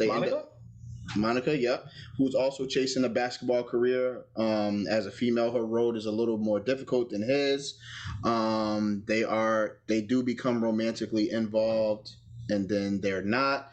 And like the story is kind of just like how their stories intertwine amongst each other, of him trying to grow his basketball career and her trying to do the same, and success and failures and heartbreaks and the love of not only between themselves but the love for the game of basketball as well.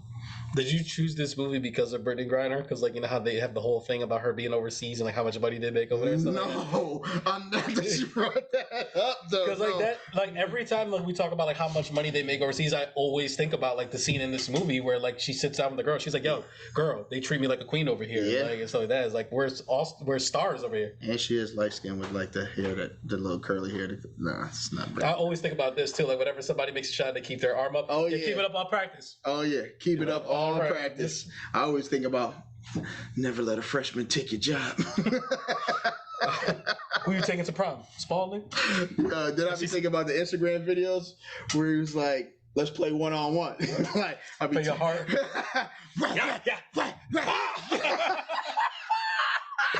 Like swap the shit out of you, girl. Yeah, so I'm gonna rewatch this movie because for some reason Joel said there's all types of stereotypes and stigmas in this movie that have been overlooked. Like, this is wild. I am definitely going to rewatch this movie. I suggest you guys do the same. The very highly touted the virginity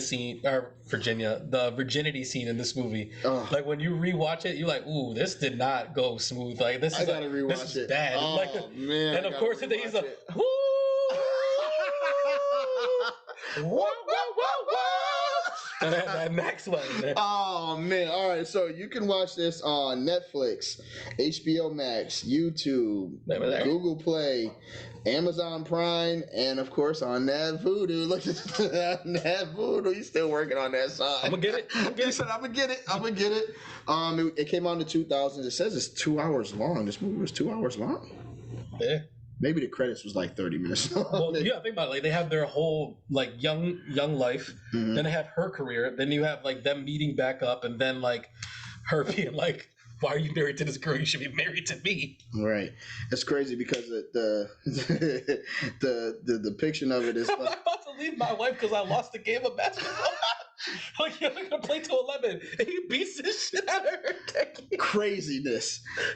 Listen, the joy says the African American couple navigates the tricky paths of romance and athletics and this drama. I'm gonna have to rewatch this just to make sure. It belongs in the same category that like